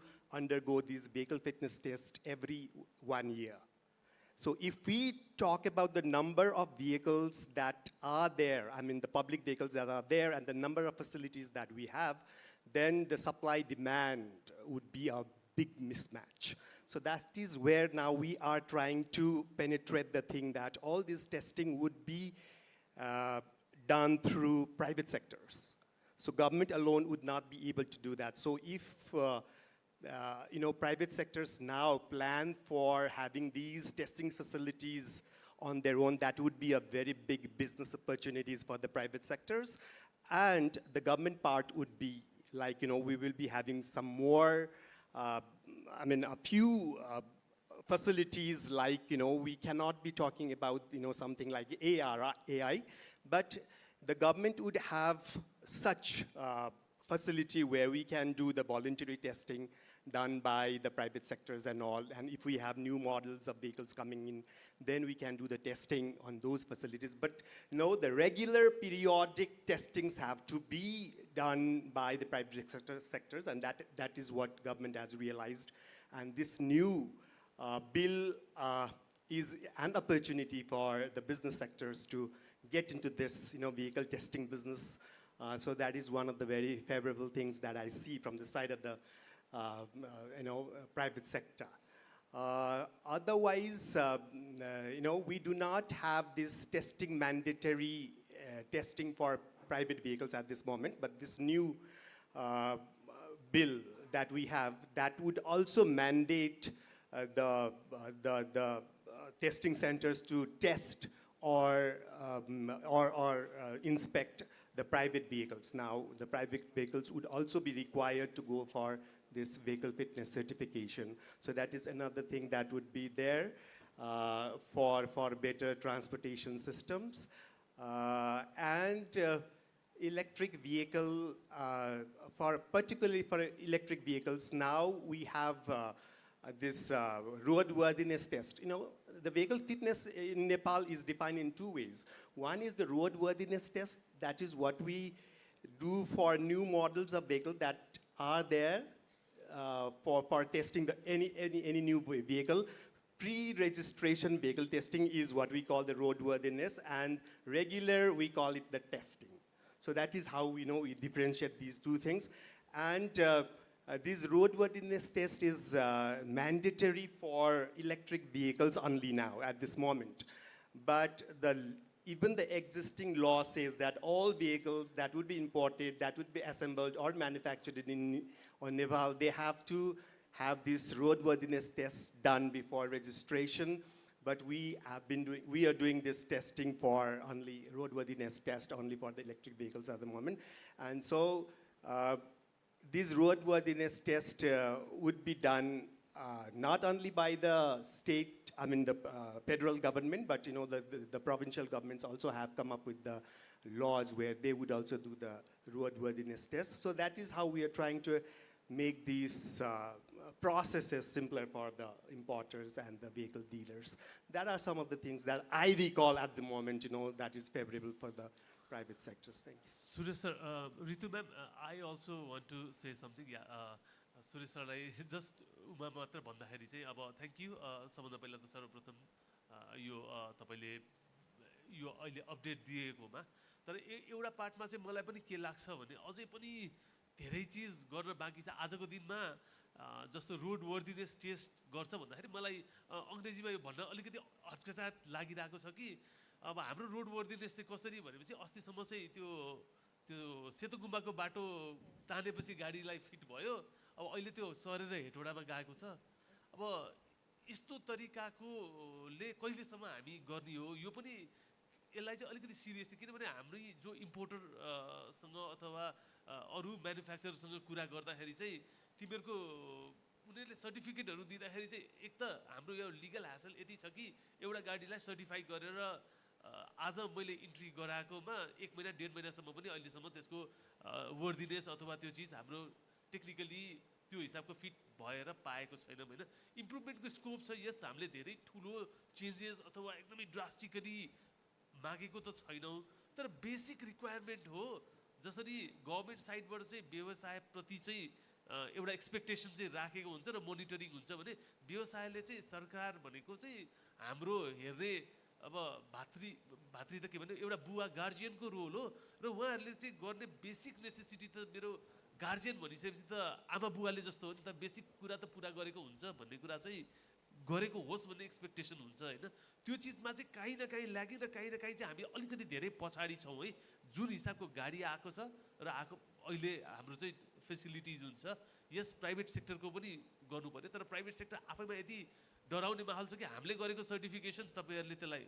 मान्यता कहिले काहीँ गर्दिनुहुन्न specially बजेटको बेलामा कहिले गाडी छुट्यो भन्ने कहिले गाडी छुटेन भन्ने यस्तो चीजहरुमा नि यो कम्प्लिकेसन्सहरु छ हैन त्यही भएर प्राइभेट सेक्टर अगाडि बढ्नको पनि गाह्रो छ कतिपय यो लिगल एस्पेक्टको चीज जब आउँछ दोस्रो कुरो चाहिँ फिटनेसको लागि चाहिँ भन्नुपर्ने चीजहरुमा चाहिँ बेसिक त्यो डाइनामोमिटरलाई मात्र पनि त्यो डाइनामोमिटर पनि सायद मेरो विचारमा काम गर्दैन हैन त्यो जर्मनबाट आएको डाइनामोमिटर हो त्यसले पनि आउटपुट दिदैन त्यो पनि राम्रोसँग नभएर अब त्यो कहिले सेतो गुम्बा तान्नु पर्ने कहिले यो एक दुईटा चीजहरुमा चाहिँ करेक्सन चाहिँ जरुरी छ जुन हिसाबको हामी ट्रान्सफर्मेसन भन्छौं अपडेट गर्न एक्सपेक्टेसन राखेको छौं त्यसमा चाहिँ अलिकति भएको छैन र यसमा चाहिँ इम्प्रुभमेन्टको जरुरी छ जस्तो चाहिँ लाग्छ एज अ यो चाहिँ सजेसन अब यो कुनै क्रिटिसाइज गर्न खोजेको त हैन आई टोटली एग्री जुन चाहिँ हाम्रो यो रोडवर्दिनेस टेस्ट गर्ने जुन अहिलेको मेकानिजम अथवा सिस्टम जुन छ त्यसलाई चाहिँ नि हामीले एउटा रियल रोड टेस्ट गरेर चाहिँ नि एउटा कन्फर्मेसन मात्रै गर्ने कि हाम्रो जस्तो टरेनमा चाहिँ नि यसले बाटोमा प्रब्लमेटिक हुँदैन यो गाडीहरू भनेर किनभने एकदम कम किलोवाट्सको चाहिँ नि हामीले स्कुटर्सहरू हेर्छौँ जसले चाहिँ नि तान्दैन होइन त्यस्तो चाहिँ नि हाम्रो काठमाडौँ एटलिस्ट काठमाडौँसम्मलाई पनि युज नहुने र त्यो ट्र्याक्सन नहुने स्कुटर्सहरूलाई चाहिँ नि we do not recommend those scooters to be plied on the roads of hilly regions. At least what we do is we take there uphill, and if it pulls that scooter up, then we recommend for the terrains like Kathmandu and hilly regions. Otherwise, we recommend that for it is suitable only for the plain areas. At least being not having much facilities as the countries like India and China have, we do not have those facilities, and that's why we at least. At the moment, we are doing this road test. We are taking the vehicles. Each new model is being taken on the road, on the hills, to see if the vehicles run on the terrains like ours. So that is actually we are doing. Otherwise, as we said, we have the chassis dynamometers, and that actually measures the performance of the vehicles. How much power is got into the wheels, and all those things are measured. But as we said that, those chassis dynamometers that we have, they are from Germany, and as we do not have a very, very regular and strong connection with the vendor, if something goes out of order in the chassis dynamometer, then we also, lack the skill to, get it fixed. So that is, yes, I agree totally with, what you said, and it has to be improved, and new laws and the acts that we will be having. The laws are something, the acts are something that are always evolving, and the problems are identified, and we keep on upgrading things that are missed out in the laws, and we'll definitely try to improve, and government does that regularly. Thank you. Thank you, Suresh sir. Because you mentioned about the testing part, that had been my bread and butter, because I have set up the entire system in the country. So it is very complicated. Once you mention the word roadworthiness, we used to adopt that policy prior to 1990s, more than 30 years ago. Because when our globalization took place in 1990, that is when we changed gear. Earlier, there were no system how to qualify a vehicle. It was the days of your Ambassador and Fate, and we didn't have any other brand. Maruti had just come in 1984-86. So that was the stage we are having a testing facility in the VRD in the defense, where this roadworthiness word what you used were applied. What was this roadworthiness in our definition? I don't know what your definition is. We used to carry out a fuel efficiency test on the ICE engines. For petrol vehicles, we had a fixed fuel efficiency fixed. We used to run on a 1 kilometer track and find out what is the fuel efficiency of that, how much reverse calculation. Similarly, if it is a diesel vehicle, we run it at a constant speed of 40 kilometers. Even today it is done for a fuel efficiency test, and see that how much fuel efficiency is given by that, because of the energy efficiency is a big issue in our country. Then the other test which was done was a gradient test, what you mentioned. Whether you are doing a 17 degree or 11 degrees and all that, you can't say that you go on a hill whether it is going on all that. Because when you do a gradient test, it has to be a standard. So you can't say in one particular vehicle you went on a particular hill and the second time you went on another hill. So it doesn't correlate. Internationally, it has to be compliant to a standard. Standard means a standard gradient. It can be 3 degrees, 7 degrees, 15 degrees, 11 degrees. We have got gradient made. The vehicle is allowed to go on that, stop in between, and then run it again, whether it can pull or not. So I do not know.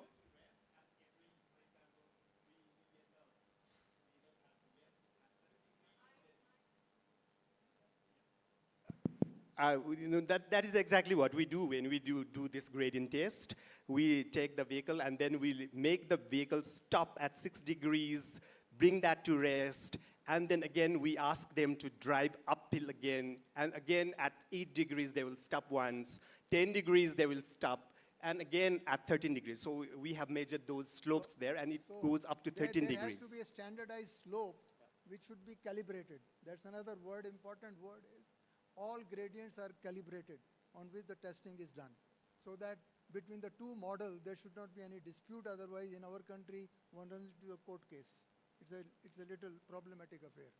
You see, then other thing is your check the other items like your mirrors. If it is a commercial vehicle, check the reflective tapes. See the headlight, whether the beam is, whether within the beam angle is there and all that. So you have to draw a proper SOP for that. That's the roadworthiness. But again, this was done 30 years ago. When you use the word chassis dynamometer, you used it in a very common sense. Chassis dynamometer is used for emission testing. Emission testing, whether it is a Euro 6 vehicle, Euro 4 vehicle, or Euro 2 vehicles. Chassis dynamometer is used for a mass emission testing, which is used in a chamber, which is a very classical chamber. One chamber is made, it costs 100 crores of rupees. In a very, very controlled atmosphere, the chassis dynamometer is done. Other dynamometer is an engine dynamometer. Engine dynamometer is one which is used for the commercial vehicles, where you cannot use the chassis dynamometer. For commercial vehicle, always the testing is done on an engine dynamometer. And then in a passenger cars, you do it only a chassis dynamometer. And normally for the emission point of view, probably to my knowledge, you must be carrying out a loaded mode test, which is done for the emission. That means when the vehicle is partially loaded, how much emission it turns out. And that is like a pollution under control, whether it meets that requirement when it is put to the loaded thing. Another test is a high acceleration test, which is done, how much emission comes out of it. If a battery vehicle is concerned, you normally carry out what is the range test. You charge the battery full until the battery comes down to 80. Yeah, we use it as a simulator, we fix the drivetrain and then we give the inclination to that, and that is how we are. What I want to shortly, I'm closing my comments. What, in my opinion, if I am in the Nepalese government, what I will do is, it is high time you set up a system in the country that you import the vehicle in a SKD or a CKD form and assemble it here, especially two-wheelers. It's not a difficult commodity. You should assemble yourself here and do the minor testing of that and set up a full-fledged testing facility for electric vehicle. It is not very costly. At the most, it will cost you 50 to 100 crores of rupees, nothing more than that. You see? But all new vehicles, whosoever manufactures, put them through the drill, pass all the tests and all that thing, and do it. That will encourage your local manufacture and local assembly, because now the stage has come that you are importing 2 lakh vehicles and all that. You can easily set up a sub-assembly and all that later. We have manufacturing. few of them assembling plants. So not only few of them, you can say no more import of finished equipment. It should be only this thing. This is what we have done in India. Because for the last 3 years, when they introduced the electric vehicles in the country, they allowed only the assembly, no finished import, zero. And it was said during the first year, battery will be allowed. Next year, battery assembly will be done. Next year, the BMW will be done. Battery management system will be done. This will be done. And this is how within 4 years the industry has come up. No problem. And it is high time, my independent advice to you is, you see that you should set up a system in a country, at least for two-wheelers and three-wheelers, both. That assembly should be local and let the people import and all that. And later on, you can see that assembly of the battery should also be done locally. What is the problem? You can do it. Thank you, I have Professor. done my 60 years of life, the entire development of the industry I have done from scratch. It's a very, very valuable. And testing facilities have been set up by me from scratch. Yeah. So it is not a very difficult game, provided there has to be a will to do it. I'll just, the 30-year-old act that we have about this transport, we actually had not imagined that Nepal would ever make vehicles. So it only talked about importing vehicles. Now, this new act that we have now has the provision of manufacturing, has the provision of assembling. So we are actually moving towards, the direction that you just actually shared with us, and I would highly appreciate, what you, advised us to do. Thank you. Thank you. I'd like to take last question for Ritu ma'am. Maybe you can conclude from there itself. Then I'll pass over to Prayasji. You can conclude the session. Yeah. I think Dr. Banot has already said a lot of things which I was going to ask. So I have nothing much really, other than the fact that, since Sajako, we are making a new act and we are revisiting a lot of issues. Can we make a lot of our registration process faceless? And also at the same time, why do the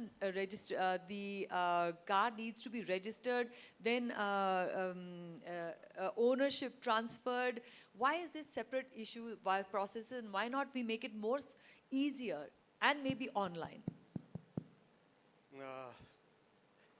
I don't know, the vehicle identification is the only thing that makes, the vehicle owners to take the vehicle to the transport office, where in times of registration, it has to be identified, this vehicle is the one which has been imported. That is the identification that they need to do.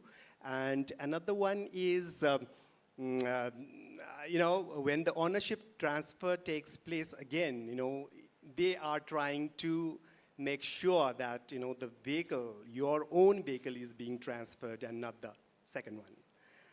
So those are the things, we had more complications of those things when we used to have, the weaker systems at the custom. But with the, with time, then we would also be in a position to have the vehicles registered and transferred online someday. Okay. So this concludes our entire session. It was very, very insightful. We had a lot of discussion, a lot of new ideas. Hopefully most of the things will be implemented. If not, it will be at least aligned so that we cover up, grow very slowly but steadily into the objective which nation has taken. So it was very honored to have all the distinguished guests from India. So it is honor for myself, entire NAIMA team also to have you and share your valuable insight. So with this, I'd like to conclude the session to Prayasji.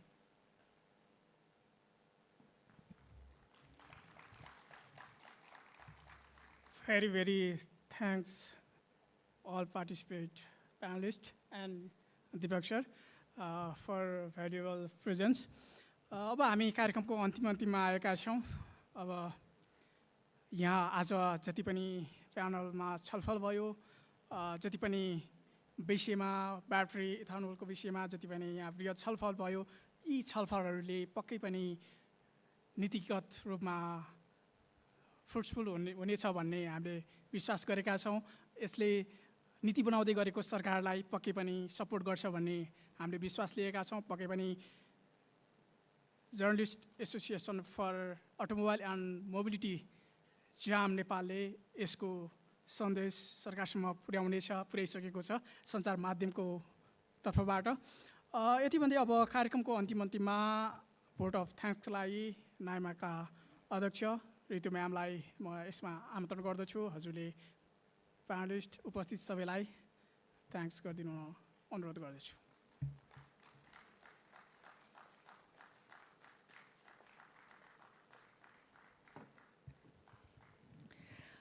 Thank you very much to our panel. I think it has been an extremely fruitful discussion today. Mr. Banot, Karan, Jatin, Sureshji, Sagarji, Akash, and of course our moderator, Deepakji has done a fantastic job. I know it is very, very industry specific, and I'm so glad it's going live because we will have a recording, we'll have a way to go back to it. My learning from today is that, we are in a very, very dynamic industry. We are amongst a very dynamic technological field. The whole ecosystem of transport is very, very dynamic, forever changing, and we have to keep up with it. At the same time, we see a lot of gaps in the volume of the business and the policies that we are making at the same time. I'm glad that the new government has at least made the first effort of changing this act in 33 years, where I don't know where the technology has come in all this time. So keeping this in mind, we do see a huge gap between making it on paper and having it implemented in person, right from the registration to bringing it onto the roadworthiness tests, the testing facilities, technicians behind those German machines, who are they?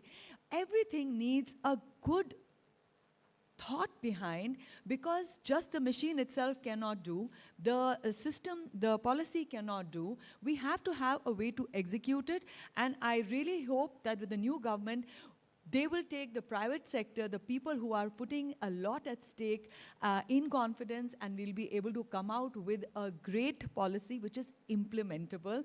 Thank you so much to everybody, and thank you to all our audience and all the wonderful questions we've had.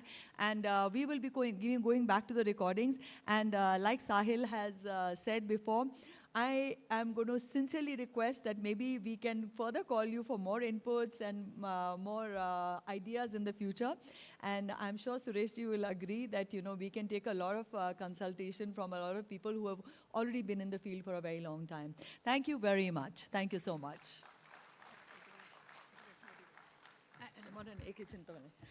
So, and also I would like to say a big thank you to JAM, Rasi, for this wonderful arrangement, because we came up with this subject and they volunteered to take this session up. So it's been really, really fruitful.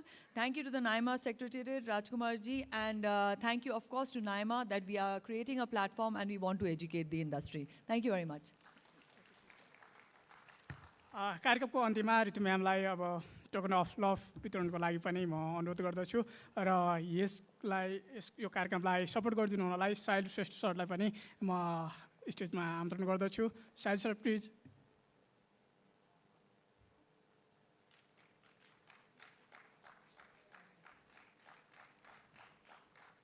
I would like to invite Abhimanyu sir, please come for token of love.